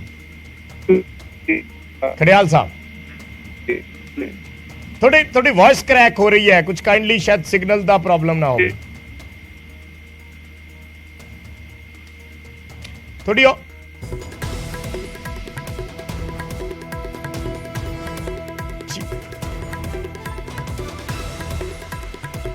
ਖੜਿਆਲ ਸਾਹਿਬ, ਮੇਰੀ ਆਵਾਜ਼ ਮਿਲ ਜੀ ਆ ਰਹੀ ਹੈ? ਤੁਸੀਂ ਕਹਿ ਸਕਦੇ ਹੋ ਆਪਣੀ ਗੱਲ, ਤੁਹਾਡੀ ਵੌਇਸ ਕ੍ਰੈਕ ਹੋ ਰਹੀ ਸੀ ਹੁਣ। ਜੀ ਬਰਾੜ ਸਾਹਿਬ, ਮੈਂ ਪਹਿਲਾਂ ਤਾਂ ਇਹ ਕਹਿ ਰਿਹਾ ਸੀਗਾ ਕਿ ਆਬਜ਼ਰਵੇਸ਼ਨ ਦੀ ਜਿਹਦੀ ਕਲੇਰ ਸਾਹਿਬ ਗੱਲ ਕਰ ਰਹੇ ਹੈ, ਇਹ please Nupur Sharma the case ਚੱਕਣ। ਮੈਂ ਰੀਟਰੇਟ ਕਰ ਰਿਹਾ ਦੂਜੀ ਵਾਰੀ ਕਿਉਂਕਿ ਇਹ ਨਹੀਂ ਸਮਝੇ। ਉਹ ਕੇਸ ਦੇ ਵਿੱਚ ਸੁਪਰੀਮ ਕੋਰਟ ਨੇ ਆਬਜ਼ਰਵੇਸ਼ਨ ਦਿੱਤੀਆਂ ਸੀਗੀਆਂ, ਸੁਪਰੀਮ ਕੋਰਟ ਨੇ ਉਹ ਆਬਜ਼ਰਵੇਸ਼ਨਸ ਨੂੰ ਫਿਰ ਸੁਪਰੀਮ ਕੋਰਟ ਨੇ ਬੇਸਿਕਲੀ ਉਹਦੇ ਉੱਤੇ ਇੱਕ ਟਿੱਪਣੀ ਵੀ ਦਿੱਤੀ ਸੀਗੀ ਤੇ high court ਜੱਜਸ, retired supreme court ਜੱਜਸ, bureaucrat, ministers ਸਭ ਨੇ ਟਿੱਪਣੀ ਦਿੱਤੀ ਸੀ। ਉਹਨੂੰ ਕਾਈਂਡਲੀ ਜਾ ਕੇ ਪੜ੍ਹ ਲੈਣ, ਦੇਖ ਲੈਣ ਕਿ ਆਬਜ਼ਰਵੇਸ਼ਨ ਨੂੰ ਰੈਫਰ ਕੀਤਾ ਜਾ ਸਕਦਾ ਹੈ ਜਾਂ ਨਹੀਂ ਰੈਫਰ ਕੀਤਾ ਜਾ ਸਕਦਾ। ਦੂਜੀ ਗੱਲ ਜਿਹੜਾ ਮਜੀਠੀਆ ਸਾਹਿਬ ਹੁਣ ਜਿਵੇਂ ਬਾਹਰ ਆ ਗਏ ਨੇ, ਪਹਿਲਾਂ ਤਾਂ ਇੱਕ ਅੱਛਾ ਸਰਪ੍ਰਾਈਜ਼ ਵੀ ਉਹਨਾਂ ਨੂੰ ਮਿਲੂਗਾ ਤੇ ਮੈਂ ਕਲੇਰ ਸਾਹਿਬ ਨੂੰ ਇਹ ਪੁੱਛਣਾ ਚਾਹੁੰਦਾ ਹੈ ਕਿ ਮਜੀਠੀਆ ਸਾਹਿਬ ਦੇ ਵਾਪਸ ਆਉਣ ਨਾਲ ਕੀ ਤੁਹਾਡੀ ਪਾਰਟੀ ਰਿਵਾਈਵ ਹੋ ਜੂ? ਅਕਾਲੀ ਦਲ ਨੇ ਇੱਕ ਟਾਈਮ ਸੀਗਾ ਜਦੋਂ ਕਿਹਾ ਸੀਗਾ ਵੀ ਜਿਹੜਾ ਬੇਅਦਬੀ ਮਾਮਲੇ ਦੇ ਵਿੱਚ ਕੋਈ ਗਲਤ ਚੀਜ਼ ਕਰਦਾ ਉਹਦਾ ਕੱਖ ਨਾ ਰਵੇ। ਅੱਜ ਅਕਾਲੀ ਦਲ ਦੀ ਸਭ ਨੂੰ ਪਤਾ ਹੈ ਵੀ ਕਿੰਨੀਆਂ ਸੀਟਾਂ ਹੈ। ਅਕਾਲੀ ਦਲ ਦੇ ਵਿੱਚ ਇਹ ਡਿਫਰੈਂਸ ਆਫ ਓਪੀਨੀਅਨ ਕਹਿ ਰਿਹਾ ਪਰ ਸਭ ਨੂੰ ਪਤਾ ਕੀ ਹੈ। ਅਕਾਲੀ ਦਲ ਦੇ ਵਿੱਚ ਕਮੇਟੀਜ਼ ਬਣ ਰਹੀਆਂ, ਬਾਡੀਜ਼ ਡਿਸੋਲਵ ਹੋ ਰਹੀਆਂ, ਉੱਥੇ ਜਿਹੜਾ ਬੇਸਿਕਲੀ ਰਿਵੋਲਟ ਸ਼ੁਰੂ ਹੋ ਚੁੱਕਿਆ ਹੈ, ਖਿੰਡ ਚੁੱਕੀ ਹੈ ਪਾਰਟੀ। ਇਹ ਚੀਜ਼ ਸਭ ਨੂੰ ਪਤਾ ਹੈ। ਸੋ ਮਜੀਠੀਆ ਸਾਹਿਬ ਆਉਣ ਚਾਹੇ ਨਾ ਆਉਣ ਉਹ ਇਮਟੀਰੀਅਲ ਹੈ। ਅਕਾਲੀ ਦਲ ਖਤਮ ਸੀ, ਖਤਮ ਹੈ ਤੇ ਖਤਮ ਰਹੂਗਾ ਕਿਉਂਕਿ ਇਹਨਾਂ ਨੇ ਆਪਦੇ ਪੋਲੀਟੀਕਲ ਵਿਜੇਪਾਲ ਜੀ ਜਵਾਬ ਦੇ ਦਿਓ ਫਿਰ ਮੈਂ ਵਾਈਂਡ ਅਪ ਕਰਨਾ। ਜਵਾਬ ਦੇ ਦਿਓ ਵਿਜੇਪਾਲ ਜੀ। ਇਹਨਾਂ ਨੂੰ ਪਤਾ ਨਹੀਂ ਖੜਿਆਲ ਸਾਹਿਬ ਨਾਲ ਦੇਖੋ, ਪਹਿਲੀ ਗੱਲ ਤਾਂ ਲੀਗਲ ਗੱਲ ਕਰਨ, ਹੁਣ ਪੋਲੀਟੀਕਲ ਗੱਲ ਛੇੜੀ ਹੈ ਤਾਂ ਮੇਰੇ ਤੋਂ ਜਵਾਬ ਸੁਣ ਲੈਣ ਕਿ ਸ਼੍ਰੋਮਣੀ ਅਕਾਲੀ ਦਲ 'ਚ ਤਾਂ ਡਿਫਰੈਂਸ ਆਫ ਓਪੀਨੀਅਨ ਹੈ, ਕਿਸੇ ਦਾ ਅੱਡ ਵਿਊ ਹੋ ਸਕਦਾ ਹੈ। ਇਹਨਾਂ ਦੀ ਪਾਰਟੀ ਦੇ ਤਾਂ ਸਾਬਕਾ ਪ੍ਰਧਾਨ ਜਾਖੜ ਸਾਹਿਬ ਛੱਡ ਕੇ ਚਲੇ ਗਏ, ਮੰਤਰੀ ਬਲਬੀਰ ਸਿੱਧੂ, ਕਾਂਗੜ, ਸ਼ਾਮ ਸੁੰਦਰ ਅਰੋੜਾ ਮੰਤਰੀ ਛੱਡ ਕੇ ਚਲੇ ਗਏ। ਇਹਨਾਂ ਦੀ ਅੱਧੀ ਤੋਂ ਵੱਧ ਪਾਰਟੀ ਬੀਜੇਪੀ 'ਚ ਸ਼ਾਮਲ ਹੋ ਚੁੱਕੀ ਹੈ। ਰਾਜਾ ਵੜਿੰਗ ਦੀ ਪ੍ਰਧਾਨਗੀ ਚੱਲ ਨਹੀਂ ਰਹੀ। ਸੋ ਇਹ ਤਾਂ ਇਹੋ ਜਿਹੀਆਂ ਗੱਲਾਂ ਨਾ ਹੀ ਕਰਨ ਤਾਂ ਚੰਗਾ ਲੱਗਦਾ। ਪਾਰਟੀ ਦੇ ਇੰਟਰਨਲ ਮੈਟਰ ਹੁੰਦੇ ਨੇ, ਆਪਣੀ ਪਾਰਟੀ ਕਨੀ ਦੇਖਣ, ਅਸੀਂ ਆਪਣੀ ਪਾਰਟੀ ਕਨੀ ਆਪ ਦੇਖ ਲਾਂਗੇ। ਬਟ ਮੈਂ ਫਿਰ ਦੁਬਾਰਾ ਕਹੂੰਗਾ ਕਿ ਵਕੀਲ ਨੇ ਚੈਨਲ ਤੇ ਬੈਠਣ ਤੋਂ ਪਹਿਲਾਂ ਹਾਈ ਕੋਰਟ ਦਾ ਆਰਡਰ ਪੜ੍ਹਨ ਔਰ ਉਹਦੇ ਤੇ ਬੇਵਜ੍ਹਾ ਟਿੱਪਣੀ ਨਾ ਕਰਨ। ਇਹ ਵਕੀਲ ਹੋ ਕੇ ਹਾਈ ਕੋਰਟ ਦੇ ਡਿਵੀਜ਼ਨ ਬੈਂਚ ਦੇ ਆਰਡਰ ਤੇ ਟਿੱਪਣੀ ਕਰਦੇ ਸ਼ੋਭਾ ਨਹੀਂ। ਚਲੋ ਆਪਾਂ ਹੱਥ ਨੇ ਫਿਰ ਜੁੜ ਜਾਾਂਗੇ। ਮੈਂ ਦੱਸਦਾ ਇਹਨਾਂ ਨੂੰ ਇਹ ਅਪਡੇਟ ਨਹੀਂ ਹੈਗੇ ਕਲੀਅਰ ਸਾਹਿਬ। ਮੈਂ ਫੇਰ ਕਹਿੰਦਾ ਵੀ ਸੁਪਰੀਮ ਕੋਰਟ ਦੇ ਆਰਡਰ ਨੂੰ ਪੜ੍ਹਨ। ਇਸ ਆਬਜ਼ਰਵੇਸ਼ਨ ਬਾਰੇ ਵੀ ਆਬਜ਼ਰਵੇਸ਼ਨ ਰੈਫਰ ਹੋ ਸਕਦੀ ਨਹੀਂ ਹੋ ਸਕਦੀ, ਇਹ ਕਰੈਕਟ ਹੋ ਜਾਣਗੇ। ਗਲਤ ਬੋਲ ਰਹੇ ਹੈ, ਮਿਸਗਾਈਡਡ ਨੇ ਤੇ ਮਿਸਗਾਈਡ ਕਰਨ ਦੀ ਕੋਸ਼ਿਸ਼ ਕਰ ਰਹੇ ਹੈ। ਮੈਂ ਇੱਥੇ ਅਜੇ ਵੀ ਕਹਿ ਰਿਹਾ, ਔਨ ਰਿਕਾਰਡ ਕਹਿ ਰਿਹਾ, ਔਨ ਚੈਨਲ ਕਹਿ ਰਿਹਾ। ਤੇ ਦੂਜੀ ਗੱਲ ਪੋਲੀਟੀਕਲ ਗੱਲ ਵਿਜੇ ਜੀ ਤੁਸੀਂ ਪੁੱਛੀ ਸੀ, ਪੋਲੀਟੀਕਲ ਜਵਾਬ ਦਿੱਤਾ ਹੈ। ਅਕਾਲੀ ਦਲ ਨੂੰ ਇੱਕ ਵਿਅਕਤੀ ਨਹੀਂ ਰਿਵਾਈਵ ਕਰ ਸਕਦਾ। ਜਿੱਥੋਂ ਤੱਕ ਸਾਡੀ ਗੱਲ ਕੀਤੀ ਹੈ, ਸਾਡੀ ਪਾਰਟੀ ਤੋਂ ਸਿਰਫ ਉਹ ਲੀਡਰਸ ਗਏ ਜਿਨ੍ਹਾਂ ਕਰਕੇ ਕਾਂਗਰਸ ਹਾਰੀ ਸੀ। ਕਾਂਗਰਸ ਪਹਿਲਾਂ ਨਾਲੋਂ ਬੈਟਰ ਹੈ, ਸਟਰੋਂਗਰ ਹੈ ਤੇ ਜ਼ਿਆਦਾ ਵਧੀਆ ਤਰੀਕੇ ਨਾਲ ਇਮਰਜ ਕਰੂਗੀ। ਆਉਣ ਵਾਲੇ ਪਤਾ ਲੱਗ ਜੂ। ਚਲੋ ਧੰਨਵਾਦ ਖੜਿਆਲ ਸਾਹਿਬ ਔਰ ਕਲੇਰ ਸਾਹਿਬ ਦੋਨਾਂ ਦਾ ਧੰਨਵਾਦ ਸਾਡੇ ਨਾਲ ਜੁੜਨ ਲਈ। ਕਾਫੀ ਟੈਕਨੀਕਲ ਗੱਲਾਂ ਵੀ ਕੀਤੀਆਂ ਨੇ, ਉਹਨਾਂ ਨੇ ਦੱਸੀਆਂ ਨੇ ਕੋਰਟ ਦੇ ਵਿੱਚ ਕਿਸ ਵੇਲੇ ਕੀ ਕੁਝ ਹੋਇਆ। 26 ਪੇਜਾਂ ਦੇ ਆਰਡਰ ਦੀ ਕਾਪੀ ਹੈ, ਉਸ ਦੇ ਮੁਤਾਬਕ ਅਦਾਲਤ ਨੇ 2 ਲੱਖ ਦੇ ਮੁਚਲਕੇ ਤੇ ਜ਼ਮਾਨਤ ਦਿੱਤੀ ਹੈ। ਜਿਵੇਂ ਉਹਨਾਂ ਦੇ ਵਕੀਲ ਵੀ ਦੱਸ ਰਹੇ ਸੀ, ਅਰਸ਼ਦੀਪ ਕਲੇਰ ਨੇ ਵੀ ਮੈਂਸ਼ਨ ਕੀਤਾ ਕਿ 2 ਲੱਖ ਰੁਪਏ ਦੇ ਮੁਚਲਕੇ ਤੇ ਉਹਨਾਂ ਨੂੰ ਜ਼ਮਾਨਤ ਮਿਲੀ ਹੈ। ਆਰਡਰ ਜਿਹੜੇ ਉਹਨਾਂ ਦੇ ਡਿਸਟ੍ਰਿਕਟ ਕੋਰਟ ਪਹੁੰਚ ਗਏ ਨੇ, ਮੋਹਾਲੀ ਡਿਸਟ੍ਰਿਕਟ ਕੋਰਟ ਪਹੁੰਚ ਗਏ ਨੇ ਔਰ ਉੱਥੋਂ ਹੁਣ ਆਰਡਰ ਦੀ ਕਾਪੀ ਜਿਹੜੀ ਹੈ ਉਹ ਜਾਏਗੀ ਪਟਿਆਲਾ ਜੇਲ੍ਹ ਔਰ ਜੇਲ੍ਹ ਪ੍ਰਸ਼ਾਸਨ ਉਸ ਤੇ ਅਮਲ ਕਰਦੇ ਹੋਏ, ਉਹਨਾਂ ਤੇ ਆਪਣੀ ਫਾਰਮੈਲਿਟੀ ਪੂਰੀ ਕਰਦੇ ਹੋਏ ਵਿਕਰਮ ਮਜੀਠੀਆ ਨੂੰ ਸ਼ਾਮ ਨੂੰ 5 ਵਜੇ ਤੋਂ ਪਹਿਲਾਂ ਉਮੀਦ ਹੈ ਕਿ ਵਿਕਰਮ ਮਜੀਠੀਆ ਪਟਿਆਲਾ ਜੇਲ੍ਹ ਤੋਂ ਬਾਹਰ ਆ ਜਾਣਗੇ। ਉਹਨਾਂ ਦੇ ਸਮਰਥਕ ਉੱਥੇ ਜੁਟਣੇ ਸ਼ੁਰੂ ਹੋ ਗਏ ਨੇ। ਵਿਕਰਮ ਮਜੀਠੀਆ ਦੇ ਘਰੇ ਉਡੀਕ ਕੀਤੀ ਜਾ ਰਹੀ ਹੈ। ਉਹਨਾਂ ਦੀ ਧਰਮ ਪਤਨੀ ਵਕੀਲਾਂ ਦੇ ਨਾਲ ਇਸ ਵੇਲੇ ਮੌਜੂਦ ਨੇ ਔਰ ਥੋੜੀ ਦੇਰ ਦੇ ਵਿੱਚ ਉਹ ਵੀ ਖੁਦ ਸ਼ਾਇਦ ਪਟਿਆਲਾ ਦੇ ਲਈ ਜਾਣਗੇ। ਅਸੀਂ ਤੁਹਾਨੂੰ ਪਲ ਦੀ ਅਪਡੇਟ, ਪਲ ਦੀਆਂ ਤਸਵੀਰਾਂ ਦਿਖਾਉਂਦੇ ਰਵਾਂਗੇ ਔਰ ਪਟਿਆਲਾ ਜੇਲ੍ਹ ਤੋਂ ਔਰ ਵਿਕਰਮ ਮਜੀਠੀਆ ਦੇ ਘਰ ਤੋਂ, ਖਾਸ ਕਰਕੇ ਜਿਸ ਦਾ ਅਸੀਂ ਵਾਰ-ਵਾਰ ਜ਼ਿਕਰ ਕਰ ਰਹੇ ਸੀ, ਜਿਸ ਬਾਰੇ ਸਵਾਲ ਵੀ ਮੈਂ ਪੁੱਛਿਆ ਅਰਸ਼ਦੀਪ ਕਲੇਰ ਹੋਰਾਂ ਨੂੰ ਕਿ ਇਸ ਵੇਲੇ ਜੋ ਅਕਾਲੀ ਦਲ ਦੇ ਵਿੱਚ ਮਾਹੌਲ ਹੈ, ਪਿਛਲੇ ਦਿਨਾਂ ਦੇ ਵਿੱਚ ਜੋ ਮੀਟਿੰਗਾਂ ਹੋਈਆਂ ਨੇ ਉਸ ਤੋਂ ਬਾਅਦ ਅਕਾਲੀ ਦਲ ਨੂੰ ਅਨੁਸ਼ਾਸਨੀ ਕਮੇਟੀ ਬਣਾਉਣੀ ਪਈ ਔਰ ਫਿਰ ਉਸ ਅਨੁਸ਼ਾਸਨੀ ਕਮੇਟੀ ਤੇ ਵੀ ਅਕਾਲੀ ਦਲ ਦੇ ਕਈ ਆਗੂਆਂ ਨੇ ਟਿੱਪਣੀਆਂ ਕੀਤੀਆਂ ਕਿ ਇਸ ਮੌਕੇ ਤੇ ਅਨੁਸ਼ਾਸਨੀ ਕਮੇਟੀ ਜਿਹੜੀ ਹੈ ਉਹ ਬਣਾਉਣਾ ਠੀਕ ਨਹੀਂ ਹੈ। ਪਰ ਉਸ ਸਭ ਦੇ ਚੱਲਦੇ ਅਚਾਨਕ ਅੱਜ ਸਵੇਰੇ ਖਬਰ ਆਉਂਦੀ ਹੈ ਕਿ ਵਿਕਰਮ ਸਿੰਘ ਮਜੀਠੀਆ ਦੀ ਜ਼ਮਾਨਤ ਮਨਜ਼ੂਰ ਹੋ ਗਈ ਹੈ ਤਾਂ ਉਸ ਨੂੰ ਲੈ ਕੇ ਇੱਕਦਮ ਅਕਾਲੀ ਦਲ ਦੇ ਜਿਹੜੇ ਵਰਕਰ ਨੇ ਉਹ ਉਤਸ਼ਾਹ ਦੇ ਵਿੱਚ ਆ ਜਾਂਦੇ ਨੇ, ਖਾਸ ਕਰਕੇ ਕਿਉਂਕਿ ਮੀਟਿੰਗਾਂ ਮਾਝੇ ਵਾਲੇ ਪਾਸੇ ਜ਼ਿਆਦਾ ਹੋ ਰਹੀਆਂ ਸੀ। ਮਾਝੇ ਦੇ ਜਿਹੜੇ ਅਕਾਲੀ ਆਗੂ ਹੈ ਉਹ ਇੱਕ ਪੈਰਲਲ ਬ੍ਰਿਗੇਡ ਆਪਣੀ ਖੜੀ ਕਰਨ ਦੀ ਕੋਸ਼ਿਸ਼ ਦੇ ਵਿੱਚ ਨੇ। ਤਾਂ ਐਸੇ ਵਿੱਚ ਵਿਕਰਮ ਮਜੀਠੀਆ ਦਾ ਬਾਹਰ ਆਉਣਾ ਜ਼ਾਹਿਰ ਜੀ ਗੱਲ ਹੈ ਕਿ ਅਕਾਲੀ ਦਲ ਇਹ ਉਮੀਦ ਤੇ ਉਹਨਾਂ ਤੋਂ ਲਾਜ਼ਮੀ ਕਰ ਰਿਹਾ ਕਿ ਅਗਲੇ ਦਿਨਾਂ ਦੇ ਵਿੱਚ ਵਿਕਰਮ ਮਜੀਠੀਆ ਦੀਆਂ ਜੋ ਮੈਨੇਜਮੈਂਟ ਸਕਿੱਲਸ ਨੇ, ਖਾਸ ਕਰਕੇ ਆਪਣੇ ਕਿਸੇ ਰੁੱਸੇ ਨੂੰ ਮਨਾਉਣਾ ਜਾਂ ਆਪਣੇ ਵਰਕਰਾਂ ਨੂੰ ਨਾਲ ਲੈ ਕੇ ਚੱਲਣਾ, ਉਹ ਵਿਕਰਮ ਸਿੰਘ ਮਜੀਠੀਆ ਆ ਕੇ ਬਾਖੂਬੀ ਨਿਭਾਉਣਗੇ ਔਰ ਪਾਰਟੀ ਨੂੰ ਇਸ ਦਾ ਫਾਇਦਾ ਹੋਏਗਾ। ਇਹਨਾਂ ਚੀਜ਼ਾਂ ਨੂੰ ਅਕਾਲੀ ਦਲ ਖਾਸ ਕਰਕੇ ਜ਼ਮਾਨਤ ਦੇ ਨਾਲ ਮੁੱਖ ਤੌਰ ਤੇ ਜੋੜ ਕੇ ਵੇਖ ਰਿਹਾ, ਜਦੋਂ ਕਿ ਦੂਜੀਆਂ ਪਾਰਟੀਆਂ ਇਹ ਕਹਿ ਰਹੀਆਂ ਨੇ ਕਿ ਇਸ ਦਾ ਇੱਕ ਬੰਦੇ ਨਾਲ ਕਿਸੇ ਦੇ ਆਉਣ ਨਾਲ ਕੋਈ ਫਰਕ ਨਹੀਂ ਪੈਂਦਾ। ਪਾਰਟੀਆਂ ਦੇ ਬੜੇ ਵੱਡੇ ਇਸ਼ੂ ਹੁੰਦੇ ਨੇ, ਬੜੇ ਵੱਡੇ ਸੰਦਰਭ ਦੇ ਵਿੱਚ ਉਹਨਾਂ ਨੂੰ ਵਿਚਾਰਿਆ ਜਾਂਦਾ ਹੈ। ਸੋ ਇਸ ਤਰੀਕੇ ਨਾਲ ਇਸ ਵੇਲੇ ਜਿਹੜੇ ਬਿਆਨਬਾਜ਼ੀਆਂ ਨੇ, ਜਿਹੜੇ ਪ੍ਰਤੀਕਰਮ ਨੇ, ਉਹ ਚੱਲ ਰਹੇ ਨੇ। ਪਰ ਬਿਕਰਮ ਸਿੰਘ ਮਜੀਠੀਆ ਬਾਹਰ ਆਉਂਦੇ ਨੇ ਔਰ ਅਗਲੇ ਦਿਨਾਂ ਦੇ ਵਿੱਚ ਦੇਖਣਾ ਹੋਏਗਾ ਕਿ ਕਿਸ ਤਰੀਕੇ ਦੀਆਂ ਉਹਨਾਂ ਦੀਆਂ ਸਿਆਸੀ ਗਤੀਵਿਧੀਆਂ ਰਹਿੰਦੀਆਂ ਨੇ। ਫਿਲਹਾਲ ਤੇ ਸਭ ਤੋਂ ਵੱਡਾ ਇਹ ਹੈ ਕਿ 5.5 ਮਹੀਨੇ ਬਾਅਦ ਬਿਕਰਮ ਮਜੀਠੀਆ ਨੂੰ ਜ਼ਮਾਨਤ ਮਿਲੀ ਹੈ ਔਰ 5.5 ਮਹੀਨੇ ਬਾਅਦ ਅੱਜ ਉਹ ਆਪਣੀ ਪਾਰਟੀ ਦੇ ਵਰਕਰਾਂ ਨੂੰ, ਆਪਣੇ ਪਰਿਵਾਰ ਨੂੰ ਮਿਲਣਗੇ। ਅੱਜ ਉਹਨਾਂ ਨੇ ਜੇਲ੍ਹ ਚੋਂ ਸ਼ਾਮ ਤੋਂ ਪਹਿਲਾਂ ਬਾਹਰ ਆ ਜਾਣਾ ਹੈ। ਪ੍ਰੋਸੈਸ ਚੱਲ ਰਹੀ ਹੈ। ਆਰਡਰ ਦੀ ਕਾਪੀ ਇਸ ਵੇਲੇ ਮੋਹਾਲੀ ਕੋਰਟ ਦੇ ਵਿੱਚ ਪਹੁੰਚ ਗਈ ਹੈ ਔਰ ਉੱਥੋਂ ਪਟਿਆਲਾ ਜੇਲ੍ਹ ਜਾਏਗੀ, ਜਿਸ ਤੋਂ ਬਾਅਦ ਬਿਕਰਮ ਮਜੀਠੀਆ ਨੂੰ ਉੱਥੋਂ ਰਿਹਾ ਕਰ ਦਿੱਤਾ ਜਾਏਗਾ। ਗੌਰਵ ਸ਼ੁਕਲਾ ਮੇਰੇ ਸਹਿਯੋਗੀ ਜੁੜੇ ਨੇ ਹੋਰ ਗੱਲਬਾਤ ਦੇ ਲਈ। ਗੌਰਵ, 26 ਪੇਜਾਂ ਦਾ ਆਰਡਰ ਵਾਰ-ਵਾਰ ਮੈਂਸ਼ਨ ਕਰ ਰਹੇ ਸੀ ਅਰਸ਼ਦੀਪ ਕਲੇਰ। ਹਾਲਾਂਕਿ 26 ਪੇਜਾਂ ਦਾ ਆਰਡਰ ਇੱਕਦਮ ਪੜ੍ਹਨਾ ਮੁਸ਼ਕਲ ਹੁੰਦਾ, ਪਰ ਮੋਟੇ ਤੌਰ ਤੇ ਜੋ ਆਬਜ਼ਰਵੇਸ਼ਨਸ ਦਾ ਜ਼ਿਕਰ ਹੋਇਆ ਜਾਂ ਫਿਰ ਜਿਹੜੇ ਪੁਆਇੰਟ ਨੇ, ਜਿਹੜੇ ਬੇਸਿਸ ਤੇ ਜ਼ਮਾਨਤ ਬਿਕਰਮ ਮਜੀਠੀਆ ਨੂੰ ਦਿੱਤੀ ਗਈ ਹੈ, ਜੇ ਸ਼ੇਅਰ ਕਰ ਸਕੋ ਤਾਂ। ਬਿਲਕੁਲ, ਜਿੰਨਾ ਕਿ ਅਸੀਂ ਇਸ ਪੂਰੇ ਆਰਡਰ ਨੂੰ ਇਸ ਸਮੇਂ ਤੱਕ ਵਿਜੇ ਪੜ੍ਹ ਸਕੇ ਹਾਂ, ਦੋ ਪਾਸੇ ਮੈਂ ਰੱਖਾਂ। ਇੱਕ ਤਾਂ ਜਿਹੜੀ ਬੇਲ ਦਿੱਤੀ ਗਈ ਆ ਉਸ ਦੇ ਵਿੱਚ ਕੀ ਸ਼ਰਤਾਂ ਨੇ, ਤੇ ਦੂਜਾ ਜਿਹੜੀਆਂ ਟਿੱਪਣੀਆਂ ਅਦਾਲਤ ਨੇ ਕੀਤੀਆਂ ਨੇ ਉਹ ਕਿਹੜੀਆਂ ਨੇ। ਪਹਿਲਾਂ ਮੈਂ ਬੇਲ ਵਾਲੀ ਗੱਲ ਦੱਸਦਾ। ਬੇਲ ਦੇ ਵਿੱਚ ਬਹੁਤ ਕਲੀਅਰ 2 ਲੱਖ ਰੁਪਏ ਦਾ ਨਿੱਜੀ ਮੁਚਲਕਾ, ਉਸ ਤੋਂ ਬਾਅਦ ਪਾਸਪੋਰਟ ਸਬਮਿਟ ਕਰਵਾਉਣਾ ਹੋਏਗਾ, ਤੇ ਜੇਕਰ ਬਾਹਰ ਜਾਣਾ ਚਾਹੁੰਦੇ ਨੇ ਅਬਰੋਡ ਤਾਂ ਫਿਰ ਉਹ ਅਦਾਲਤ ਦੀ ਪਰਮਿਸ਼ਨ ਲੈਣੀ ਹੋਏਗੀ ਬਿਕਰਮ ਮਜੀਠੀਆ ਨੂੰ। ਤੇ ਉਸ ਤੋਂ ਬਾਅਦ ਜਿਹੜਾ ਸਟੈਂਡਰਡ ਆਮ ਤੌਰ ਤੇ ਅਦਾਲਤ ਦੇ ਵੱਲੋਂ ਕਿਹਾ ਜਾਂਦਾ ਕਿ ਤੁਸੀਂ ਜਿਹੜੇ ਅਕਿਊਜ਼ਡ ਹੈ ਜਾਂ ਫਿਰ ਜੋ ਇਸ ਦੇ ਮਾਮਲੇ ਦੇ ਵਿੱਚ ਪੁਲਿਸ ਆਫੀਸਰਸ ਹੈਗੇ ਨੇ, ਇਨਵੈਸਟੀਗੇਸ਼ਨ ਕਰ ਰਹੇ ਆ, ਉਹਨਾਂ ਤੱਕ ਪਹੁੰਚ ਨਹੀਂ ਕਰੋਗੇ, ਧਮਕੀਆਂ ਨਹੀਂ ਜਾਓਗੇ। ਸਾਰੀਆਂ ਚੀਜ਼ਾਂ ਆਮ ਤੌਰ ਤੇ ਇੱਕ ਸਟੈਂਡਰਡ ਚੀਜ਼ਾਂ ਹੁੰਦੀਆਂ ਨੇ ਜਦੋਂ ਬਿਲਕੁਲ ਠੀਕ ਹੈ, ਸਟੈਂਡਰਡ ਪ੍ਰੋਸੀਜਰ ਹੈ। ਹਾਂਜੀ, ਹੁਣ ਗੱਲ ਕਰੀਏ ਆਪਾਂ ਟਿੱਪਣੀਆਂ ਦੀ, ਤਾਂ 26 ਪੇਜਿਸ ਦੇ ਇਸ ਆਰਡਰ ਦੇ ਵਿੱਚ ਟਿੱਪਣੀਆਂ ਦੇ ਵਿੱਚ ਜ਼ਿਕਰ ਕੀਤਾ ਗਿਆ ਬਿਕਰਮ ਮਜੀਠੀਆ ਦੇ ਉੱਤੇ 49 ਪੰਨਿਆਂ ਦੀ ਜਿਹੜੀ FIR ਦਰਜ ਕੀਤੀ ਗਈ 21 ਦਸੰਬਰ ਨੂੰ ਲੱਗੀ, 21 ਦਸੰਬਰ ਨੂੰ ਉਸ ਨੂੰ ਪੂਰਾ ਬੇਸ ਬਣਾਇਆ ਗਿਆ ਉਸ FIR ਦਾ, ਜਿਹੜੀ STF ਦੀ ਰਿਪੋਰਟ ਸੀ ਉਸ ਦੇ ਵਿੱਚ।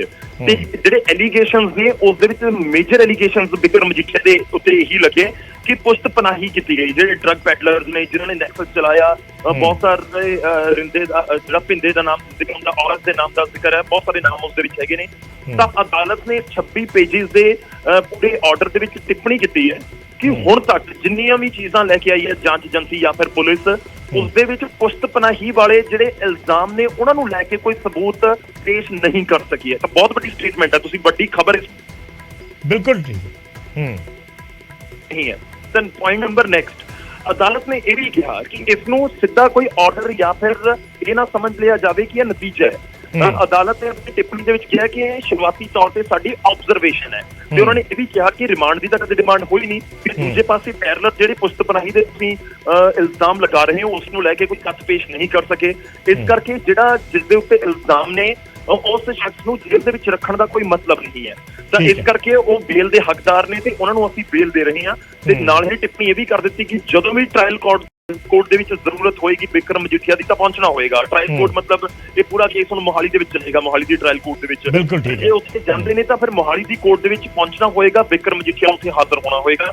ਤਾਂ ਇਸ ਪੂਰੇ ਆਰਡਰ ਦੇ ਵਿੱਚੋਂ ਜਿੰਨਾ ਕੁ ਅਸੀਂ ਪੜ੍ਹ ਸਕੇ ਹੋਰ ਤੱਥ ਥੋੜੀ ਦੇਰ ਦੇ ਵਿੱਚ ਸਾਹਮਣੇ ਲੈ ਕੇ ਆਵਾਂਗੇ। ਅਦਾਲਤ ਨੇ ਜਿਹੜੀ ਟਿੱਪਣੀ ਕੀਤੀ ਹੈ ਕਿ ਪੁਸ਼ਤ ਪਨਾਹੀ ਨੂੰ ਲੈ ਕੇ ਜਿਹੜੇ ਵੀ ਇਲਜ਼ਾਮ ਲੱਗ ਰਹੇ ਸੀ ਬਿਕਰਮ ਮਜੀਠੀਆ ਦੇ, ਉਹਨਾਂ ਨੂੰ ਲੈ ਕੇ ਜਿਹੜੀ ਏਜੰਸੀਆਂ ਨੇ ਜਾਂ ਫਿਰ ਜਿਹੜੇ ਵੀ ਵਕੀਲ ਇਸ ਸਮੇਂ ਪੈਰਵੀ ਕਰ ਰਹੇ ਸੀ ਦੂਜੀ ਧਿਰ ਦੇ, ਉਹ ਸਬੂਤ ਪੇਸ਼ ਨਹੀਂ ਕਰਦੇ। ਹਾਂ ਠੀਕ ਗੌਰਵ, ਤੁਸੀਂ ਕਾਫੀ ਇੰਪੋਰਟੈਂਟ ਗੱਲ ਕੀਤੀ ਹੈ। ਜਿਵੇਂ ਤੁਸੀਂ ਕਿਹਾ ਵੀ ਇਹ ਚੀਜ਼ ਇਸ ਦੇ ਵਿੱਚ ਬਹੁਤ ਅਹਿਮ ਟਿੱਪਣੀ ਹੈ, ਬਹੁਤ ਵੱਡੀ ਟਿੱਪਣੀ ਹੈ। ਚਾਹੇ ਆਬਜ਼ਰਵੇਸ਼ਨਸ ਦਾ ਵੀ, ਜਿਵੇਂ ਮੈਂ ਅਰਸ਼ਦੀਪ ਕਲੇਰ ਖੜਿਆਲ ਹੋਰਾਂ ਦੇ ਨਾਲ ਜ਼ਿਕਰ ਕਰ ਰਿਹਾ ਸੀਗਾ ਕਿ ਆਬਜ਼ਰਵੇਸ਼ਨ ਮੈਟਰ ਕਰਦੀਆਂ ਨੇ, ਪਰ ਉਹ ਇੱਕ ਉਸ ਆਰਡਰ ਦੇ ਸੰਦਰਭ ਦੇ ਵਿੱਚ ਹੀ ਮੈਟਰ ਕਰਦੀਆਂ ਨੇ ਜਿਹੜਾ ਆਰਡਰ ਉਸ ਵੇਲੇ ਆਇਆ। ਯਾਨੀ ਕੋਰਟ ਨੇ ਸਿੱਧਾ ਇਹ ਕਿਹਾ ਕਿ ਅੱਜ ਤੱਕ ਜਿਹੜੀਆਂ ਜੋ ਪੁਸ਼ਤ ਪਨਾਹੀ ਦੇ ਇਲਜ਼ਾਮ ਲੱਗੇ ਉਸ ਪੁਸ਼ਤ ਪਨਾਹੀ ਨੂੰ ਲੈ ਕੇ ਕੋਈ ਪੁਖਤਾ ਸਬੂਤ ਸਾਹਮਣੇ ਨਹੀਂ ਆ ਸਕੇ। ਇਸ ਕਰਕੇ ਹੋਰ ਹਿਰਾਸਤ ਦੇ ਵਿੱਚ ਰੱਖਣ ਦੀ ਜਾਂ ਉਹਨਾਂ ਨੂੰ ਹੋਰ ਜੇਲ੍ਹ 'ਚ ਰਹਿਣ ਦੀ ਜ਼ਰੂਰਤ ਨਹੀਂ ਹੈ। ਉਹ ਆਪਣਾ ਜਿਵੇਂ ਵਿਚਰਦੇ ਆ ਵਿਚਰ ਸਕਦੇ ਔਰ ਕੇਸ ਆਪਣਾ ਅੱਗੇ ਚੱਲਦਾ ਰਹੂਗਾ। ਕੱਲ ਨੂੰ ਜੇ ਹੋਰ ਸਬੂਤ ਆਉਂਦੇ ਨੇ ਕੋਈ ਉਹ ਪੇਸ਼ ਕਰ ਦਿੰਦੇ ਨੇ, ਜੋ ਵੀ SIT ਇਸ ਦੀ ਜਾਂਚ ਕਰ ਰਹੀ ਹੈ, STF ਕਰ ਰਹੀ ਹੈ, ਉਹ ਪੇਸ਼ ਕਰ ਦਿੰਦੇ ਨੇ, ਤਾਂ ਫਿਰ ਜਿਹੜਾ ਕੇਸ ਹੈ ਉਸ ਹਿਸਾਬ ਦੇ ਨਾਲ ਚੱਲੇਗਾ। ਰਾਈਟ। ਬਿਲਕੁਲ ਇਹੀ ਉਹਨਾਂ ਨੇ ਜ਼ਿਕਰ ਕੀਤਾ। ਇਨਫੈਕਟ ਜਿਹੜਾ ਤੁਸੀਂ ਲਾਈਨ ਬਾਈ ਲਾਈਨ ਜ਼ਿਕਰ ਕੀਤਾ ਉਹ ਕੋਰਟ ਦੇ ਆਰਡਰ ਦੇ ਵਿੱਚ ਵੀ ਹੈ। ਉਹਨਾਂ ਨੇ ਇਹੀ ਜ਼ਿਕਰ ਕੀਤਾ ਕਿ ਤੁਸੀਂ ਇੱਕ ਅਕਿਊਜ਼ ਜਿਹੜਾ ਜਿਸ ਦੇ ਉੱਤੇ ਇਲਜ਼ਾਮ ਨੇ ਉਸ ਨੂੰ ਕਰੀਬ 6 ਮਹੀਨੇ ਤੋਂ 24 ਫਰਵਰੀ ਤੋਂ ਜੇਲ੍ਹ ਦੇ ਵਿੱਚ ਰੱਖਿਆ ਹੋਇਆ ਹੈ ਜੀ। ਤੁਸੀਂ ਪੁੱਛ ਪੜਤਾਲ ਕਰ ਰਹੇ ਹੋ, ਰਿਮਾਂਡ ਦੀ ਡਿਮਾਂਡ ਕਰ ਨਹੀਂ ਰਹੇ, ਯਾਨੀ ਕਿ ਪੁੱਛ ਪੜਤਾਲ ਉਸ ਤੋਂ ਹੋ ਨਹੀਂ ਰਹੀ। ਤਾਂ ਕੋਰਟ ਨੇ ਇਹ ਵੀ ਜ਼ਿਕਰ ਕੀਤਾ ਕਿ ਜੇਕਰ ਤੱਥ ਸਾਹਮਣੇ ਆਉਣਗੇ ਫਰਦਰ ਜੋ ਵੀ ਹੋਏਗਾ, ਕਿਉਂਕਿ ਜਿਹੜਾ ਪਟੀਸ਼ਨਰ ਹੈ ਉਸਨੇ ਆਪਣੀ ਰੈਗੂਲਰ ਬੇਲ ਦੇ ਲਈ ਐਪਲੀਕੇਸ਼ਨ ਲਗਾਈ ਹੈ ਤੇ ਅਦਾਲਤ ਨੇ ਇਹ ਵੀ ਕਿਹਾ ਕਿ ਉਹਨਾਂ ਦਾ ਅਧਿਕਾਰ ਹੈ ਕਿ ਜਦੋਂ ਤੁਸੀਂ ਪੈਰਲਲ ਇਨਵੈਸਟੀਗੇਸ਼ਨ ਨੂੰ ਅੱਗੇ ਵਧਾ ਰਹੇ ਹੋ ਤਾਂ ਜਿਹੜਾ ਜਿਸ ਦੇ ਉੱਤੇ ਇਲਜ਼ਾਮ ਲੱਗੇ ਹੋਏ ਨੇ ਬੇਲ ਤਾਂ ਉਸ ਦਾ ਅਧਿਕਾਰ ਹੈ। ਤਾਂ ਉਸੇ ਅਧਿਕਾਰ ਨੂੰ ਧਿਆਨ ਦੇ ਵਿੱਚ ਰੱਖਦੇ ਹੋਏ ਅਦਾਲਤ ਨੇ ਕਿਹਾ ਕਿ ਅਸੀਂ ਇਹਨਾਂ ਨੂੰ ਬੇਲ ਦੇ ਰਹੇ ਹਾਂ ਤੇ ਹੁਣ ਤੱਕ ਜਿਹੜੇ ਤੱਥ ਸਾਹਮਣੇ ਆਏ ਨੇ ਉਸ ਦੇ ਵਿੱਚ ਪੁਸ਼ਤਪਨਾਹੀ ਵਾਲਾ ਕੋਈ ਵੀ ਪੁਆਇੰਟ ਸਾਹਮਣੇ ਨਹੀਂ ਆਇਆ। ਅੱਗੇ ਜਾਂਚ ਵੱਧਦੀ ਰਹੇਗੀ। ਮੈਂ ਦੁਬਾਰਾ ਕਹਿ ਰਿਹਾ ਕਿ ਅਦਾਲਤ ਨੇ ਇਹ ਵੀ ਟਿੱਪਣੀ ਕੀਤੀ ਹੈ ਕਿ ਤੁਸੀਂ ਇਸ ਨੂੰ ਕੋਈ ਫਾਈਨਲ ਗੱਲ ਨਾ ਮੰਨ ਲਓ ਕਿ ਅਦਾਲਤ ਨੇ ਕਹਿ ਦਿੱਤਾ ਕਿ ਪੁਸ਼ਤਪਨਾਹੀ ਦਾ ਕੋਈ ਮਾਮਲਾ ਸਾਹਮਣੇ ਨਜ਼ਰ ਨਹੀਂ ਆ ਰਿਹਾ। ਅਦਾਲਤ ਨੇ ਕਿਹਾ ਕਿ ਇਹ ਹੁਣ ਤੱਕ ਦੀ ਸਾਡੀ ਆਬਜ਼ਰਵੇਸ਼ਨ ਹੈ ਕਿ ਜੋ ਐਲੀਗੇਸ਼ਨਸ ਲਗਾਏ ਗਏ ਸੀ ਅਸੀਂ ਉਸ ਨੂੰ ਆਬਜ਼ਰਵ ਕਰ ਰਹੇ ਹਾਂ। ਆਬਜ਼ਰਵੇਸ਼ਨ ਸਾਡੀ ਇਹੀ ਹੈ ਕਿ ਪੁਸ਼ਤਪਨਾਹੀ ਵਾਲਾ ਕੋਈ ਵੀ ਜਿਹੜਾ ਤੱਥ ਹੈ ਉਹ ਸਾਹਮਣੇ ਲੈ ਕੇ ਆਉਣ ਦੇ ਵਿੱਚ ਪੁਲਿਸ ਜਾਂ ਜਿਨ੍ਹਾਂ ਨੇ ਵੀ ਜਾਂਚ ਏਜੰਸੀਆਂ ਨੇ ਇਸ ਪੂਰੇ ਕੇਸ ਦੀ ਪੈਰਵੀ ਕੀਤੀ ਹੈ ਜਾਂ ਜਾਂਚ ਕੀਤੀ ਹੈ ਉਹ ਨਹੀਂ ਰੱਖ ਸਕੀਆਂ। ਤਾਂ ਇੱਕ ਬਹੁਤ ਵੱਡਾ ਇੱਕ ਕੁਐਸਚਨ ਮਾਰਕ ਵਿਜੇ ਲਾਜ਼ਮੀ ਤੌਰ ਤੇ ਹੋਏਗਾ ਕਿ ਕਰੀਬ ਤੁਸੀਂ 21 ਦਸੰਬਰ ਦਾ ਇਹ ਪੂਰਾ ਮਾਮਲਾ ਦਰਜ ਹੋਇਆ ਸੀ। 50 ਪੰਨਿਆਂ ਦੀ ਦਰਜ ਹੋ ਗਈ ਸੀ। ਐਸਟੀਐਫ ਆਪਣੇ ਪੱਧਰ ਦੇ ਉੱਤੇ ਬਹੁਤ ਲੰਬੀ ਚੌੜੀ ਇਨਵੈਸਟੀਗੇਸ਼ਨ ਕਰ ਚੁੱਕੀ ਹੈ। ਸਪੈਸ਼ਲ ਟਾਸਕ ਫੋਰਸ ਜਿਹੜੀ ਬਣਾਈ ਗਈ ਸੀ ਉਸ ਤੋਂ ਬਾਅਦ ਇਸ ਪੂਰੇ ਮਾਮਲੇ ਦੇ ਵਿੱਚ ਵੀ ਜਾਂਚ ਅੱਗੇ ਵਧ ਰਹੀ ਹੈ। ਅਕਾਲੀ ਦਲ ਬਹੁਤ ਇਲਜ਼ਾਮ ਲਗਾਉਂਦਾ ਰਿਹਾ ਕਿ ਜਦੋਂ ਪਰਚਾ ਦਰਜ ਹੋਇਆ ਤਾਂ ਡੀਜੀਪੀ ਲੈਵਲ ਦੀ ਇਨਵੋਲਵਮੈਂਟ ਹੋਈ ਤਾਂ ਜਾ ਕੇ ਪਰਚਾ ਦਰਜ ਹੋਇਆ ਵਿਕਰਮ ਮਜੀਠੀਆ ਤੇ। ਤਾਂ ਇੱਕ ਵੱਡਾ ਸਵਾਲ ਤਾਂ ਜ਼ਰੂਰ ਹੈ ਕਿ ਜੇ ਅਦਾਲਤ 8-9 ਮਹੀਨਿਆਂ ਦੀ ਇਨਵੈਸਟੀਗੇਸ਼ਨ ਤੋਂ ਬਾਅਦ ਇਹ ਕਹਿੰਦੀ ਕਿ ਜਿਹੜਾ ਤੁਸੀਂ ਇਲਜ਼ਾਮ ਲਗਾ ਰਹੇ ਹੋ ਉਸ ਦੇ ਵਿੱਚ ਸਬੂਤ ਨਹੀਂ ਪੇਸ਼ ਕਰ ਸਕੇ, ਪੁਸ਼ਤਪਨਾਹੀ ਨੂੰ ਲੈ ਕੇ ਤੁਹਾਡੇ ਕੋਲ ਕੋਈ ਸੋਲਿਡ ਚੀਜ਼ ਨਹੀਂ ਹੈਗੀ, ਤਾਂ ਫਿਰ ਕੁਐਸਚਨ ਮਾਰਕ ਤਾਂ ਲਾਜ਼ਮੀ ਤੌਰ ਤੇ ਹੈ। ਜੇ ਤੁਸੀਂ 8-9 ਮਹੀਨੇ ਦੇ ਵਿੱਚ ਆਬਜ਼ਰਵੇਸ਼ਨ ਅਦਾਲਤ ਦੀ ਇਹੀ ਸੁਣਨ ਨੂੰ ਮਿਲ ਰਹੀ ਹੈ ਤਾਂ ਅਗਲੇ ਟਾਈਮ ਦੇ ਵਿੱਚ ਕੀ ਹੋਏਗਾ, ਅਗਲੇ ਸਾਲ 2 ਸਾਲ ਦੇ ਵਿੱਚ ਕੀ ਹੋਏਗਾ। ਇੱਕ ਲੰਬਾ ਕੇਸ ਚੱਲ ਸਕਦਾ ਹੈ। ਪਰ ਐਨਡੀਪੀਐਸ ਦੇ ਪਰਚੇ ਦੇ ਵਿੱਚ ਜ਼ਮਾਨਤ ਮਿਲੀ ਹੈ ਤਾਂ ਅਕਾਲੀ ਦਲ ਇਸ ਨੂੰ ਸੈਲੀਬ੍ਰੇਟ ਇੱਕ ਤਰੀਕੇ ਨਾਲ ਜ਼ਰੂਰ ਕਰ ਰਿਹਾ ਹੈ। ਕਿਆ ਦੇਖਣਾ ਹੋਏਗਾ ਅਦਾਲਤ ਹੋਰ ਕੀ ਕੁਝ ਕਹਿੰਦੀ ਹੈ। ਅਸੀਂ ਇਨਫੈਕਟ ਹੋਰ ਥੋੜੀ ਦੇਰ ਦੇ ਵਿੱਚ ਬਹੁਤ ਸਾਰੇ ਤੱਥ ਜਿਹੜੇ ਇਸ ਪੂਰੇ 26 ਪੇਜਿਸ ਦੇ ਵਿੱਚ ਅਦਾਲਤ ਦੀਆਂ ਟਿੱਪਣੀਆਂ ਨੇ ਉਹ ਵੀ ਆਪਣੇ ਦਰਸ਼ਕਾਂ ਤੱਕ ਲੈ ਕੇ ਆਵਾਂਗੇ। ਠੀਕ ਹੈ ਗੌਰਵ, ਮੈਂ ਦੁਬਾਰਾ ਤੁਹਾਡਾ ਰੁਕ ਕਰੂੰਗਾ ਥੋੜੀ ਦੇਰ ਦੇ ਵਿੱਚ। ਇੱਕ ਵਾਰੀ ਮੋٹے ਤੌਰ ਤੇ ਅਸੀਂ ਦਰਸ਼ਕਾਂ ਨੂੰ ਫਿਰ ਦੱਸ ਦਈਏ ਕਿ ਜੋ ਜ਼ਮਾਨਤ ਦਿੱਤੀ ਗਈ ਹੈ ਵਿਕਰਮ ਮਜੀਠੀਆ ਨੂੰ ਹਾਈ ਕੋਰਟ ਵੱਲੋਂ ਉਸ ਦੇ ਵਿੱਚ ਕਈ ਟਿੱਪਣੀਆਂ ਨੇ ਔਰ ਸਭ ਤੋਂ ਵੱਡੀ ਟਿੱਪਣੀ ਜਿਹੜੀ ਇਹ ਹੈ ਕਿ ਕੋਰਟ ਨੇ ਆਪਣੇ ਇਹਨਾਂ ਆਰਡਰਸ ਦੇ ਵਿੱਚ ਜੋ ਆਪਣੀ ਆਬਜ਼ਰਵੇਸ਼ਨ ਦੱਸੀ ਹੈ ਉਹਨਾਂ ਨੇ ਕਿਹਾ ਕਿ ਸਾਡੀ ਆਬਜ਼ਰਵੇਸ਼ਨ ਅੱਜ ਤੱਕ ਦੀ ਇਹ ਹੈ, ਅੱਜ ਤੱਕ ਲਫ਼ਜ਼ ਇਸ ਦੇ ਵਿੱਚ ਬੜਾ ਇੰਪੋਰਟੈਂਟ ਹੈ ਕਿ ਅੱਜ ਤੱਕ ਦੀ ਆਬਜ਼ਰਵੇਸ਼ਨ ਇਹ ਹੈ ਕਿ ਵਿਕਰਮ ਮਜੀਠੀਆ ਤੇ ਪੁਸ਼ਤਪਨਾਹੀ ਦੇ ਇਲਜ਼ਾਮ ਲੱਗੇ ਨੇ, ਡਰੱਗ ਪੈਡਲਰਸ ਦੀ ਪੁਸ਼ਤਪਨਾਹੀ ਦੇ, ਉਹਨਾਂ ਦੇ ਕੋਈ ਪੁਖਤਾ ਸਬੂਤ ਪੇਸ਼ ਨਹੀਂ ਕਰ ਸਕੇ। ਜੋ ਕੰਸਰਨਡ ਅਥਾਰਟੀਜ਼ ਨੇ ਜੋ ਇਸ ਕੇਸ ਨੂੰ ਇਨਵੈਸਟੀਗੇਟ ਕਰ ਰਹੀਆਂ ਨੇ ਉਹ ਪੁਸ਼ਤਪਨਾਹੀ ਦੇ ਕੋਈ ਪੁਖਤਾ ਸਬੂਤ ਪੇਸ਼ ਨਹੀਂ ਕਰ ਸਕੀਆਂ। ਇਸ ਕਰਕੇ ਵਿਕਰਮ ਮਜੀਠੀਆ ਨੂੰ ਜ਼ਮਾਨਤ ਦਾ ਅਧਿਕਾਰ ਹੈ ਔਰ ਇਸ ਕਰਕੇ ਕੋਰਟ ਨੇ ਜ਼ਮਾਨਤ ਦਿੱਤੀ ਹੈ। ਅਦਾਲਤ ਨੇ ਕਿਹਾ ਕਿ ਕੇਸ ਦੀ ਇਨਵੈਸਟੀਗੇਸ਼ਨ ਚੱਲਦੀ ਹੈ, ਉਹ ਚੱਲਦੀ ਰਹੇਗੀ। ਆਪਣੇ ਤਰੀਕੇ ਨਾਲ ਇਨਵੈਸਟੀਗੇਸ਼ਨ ਏਜੰਸੀਆਂ ਜਿਹੜੀਆਂ ਨੇ ਇਨਵੈਸਟੀਗੇਟਿਵ ਏਜੰਸੀਆਂ ਉਹ ਆਪਣਾ ਕੰਮ ਕਰਦੀਆਂ ਰਹਿਣਗੀਆਂ। ਪਰ ਅੱਜ ਤੱਕ ਇਹ ਕੋਰਟ ਇਹ ਸਮਝਦੀ ਹੈ ਕਿ ਅੱਜ ਤੱਕ ਜੋ ਪੇਪਰਸ ਦਿੱਤੇ ਨੇ ਜਾਂ ਜੋ ਡਾਕੂਮੈਂਟਸ, ਕਿਉਂਕਿ ਕੋਰਟ ਸਬੂਤਾਂ ਦੇ ਬੇਸ ਤੇ ਚੱਲਦੀ ਹੈ ਔਰ ਜੋ ਸਬੂਤ ਨੇ ਉਹ ਸਬੂਤ ਵਿਕਰਮ ਮਜੀਠੀਆ ਵੱਲੋਂ ਡਰੱਗ ਪੈਡਲਰਸ ਦੀ ਕੀਤੀ ਜਾ ਰਹੀ ਪੁਸ਼ਤਪਨਾਹੀ ਨੂੰ ਸਾਬਿਤ ਨਹੀਂ ਕਰਦੇ। ਇਸ ਕਰਕੇ ਅਦਾਲਤ ਨੇ ਇਹ ਜਿਹੜਾ ਹੈ ਇਹ ਆਰਡਰਸ ਪਾਸ ਕੀਤੇ ਨੇ ਵਿਕਰਮ ਮਜੀਠੀਆ ਦੀ ਜ਼ਮਾਨਤ ਦੇ। ਨਾਲ ਹੀ ਹਾਈ ਕੋਰਟ ਨੇ ਕਿਹਾ ਕਿ ਇਸ ਸਾਡੀ ਰਾਏ ਨੂੰ ਫਾਈਨਲ ਰਾਏ ਨਾ ਸਮਝਿਆ ਜਾਵੇ। ਇਹ ਫਾਈਨਲ ਰਾਏ ਨਹੀਂ ਹੈ, ਪਰ ਹੁਣ ਤੱਕ ਦਾ ਜੋ ਕੇਸ ਦਾ ਟ੍ਰਾਇਲ ਚੱਲਿਆ ਹੈ ਉਸ ਨੂੰ ਲੈ ਕੇ ਕੁਝ ਆਬਜ਼ਰਵੇਸ਼ਨ ਨੇ ਜੋ ਅਦਾਲਤ ਮਹਿਸੂਸ ਕਰਦੀ ਹੈ ਔਰ ਇਸ ਟਿੱਪਣੀ ਦਾ ਜ਼ਿਕਰ ਉਹਨਾਂ ਨੇ ਇਹਨਾਂ ਆਰਡਰਸ ਦੇ ਵਿੱਚ ਕੀਤਾ ਹੈ। ਫਾਈਨਲ ਜਿਹੜਾ ਫੈਸਲਾ ਹੈ ਉਹ ਟ੍ਰਾਇਲ ਕੋਰਟ ਦੇ ਵਿੱਚ ਹੋਏਗਾ। ਮੋਹਾਲੀ ਕੋਰਟ ਦੇ ਵਿੱਚ ਇਹ ਕੇਸ ਚੱਲ ਰਿਹਾ ਹੈ, ਪਰ ਕੋਰਟ ਨੇ ਕਿਹਾ ਕਿ ਮੌਜੂਦ ਤੱਥਾਂ ਦੇ ਵਿੱਚ, ਹੁਣ ਤੱਕ ਮੌਜੂਦ ਤੱਥਾਂ ਦੇ ਵਿੱਚ ਡਰੱਗ ਪੈਡਲਰਸ ਦੀ ਪੁਸ਼ਤਪਨਾਹੀ ਦੇ ਕੋਈ ਸਬੂਤ ਨਹੀਂ ਹਨ ਔਰ ਇਸ ਬੇਸ ਤੇ ਵਿਕਰਮ ਮਜੀਠੀਆ ਨੂੰ ਜ਼ਮਾਨਤ ਦਿੱਤੀ ਗਈ ਹੈ। ਲਗਾਤਾਰ ਅਸੀਂ ਅਪਡੇਟ ਦਰਸ਼ਕਾਂ ਨੂੰ ਦਿੰਦੇ ਰਵਾਂਗੇ। ਜਿਵੇਂ ਵਿਕਰਮ ਮਜੀਠੀਆ ਬਾਹਰ ਆਉਂਦੇ ਨੇ ਲਾਈਵ ਤਸਵੀਰਾਂ ਅਸੀਂ ਨਿਊਜ਼ 18 ਪੰਜਾਬ ਤੇ ਦਰਸ਼ਕਾਂ ਨੂੰ ਦਿਖਾਵਾਂਗੇ। ਇੱਕ ਬਹੁਤ ਛੋਟੇ ਜਿਹੇ ਬ੍ਰੇਕ ਦਾ ਵੇਲਾ ਹੈ, ਜਲਦ ਵਾਪਸ ਆਉਂਦੇ।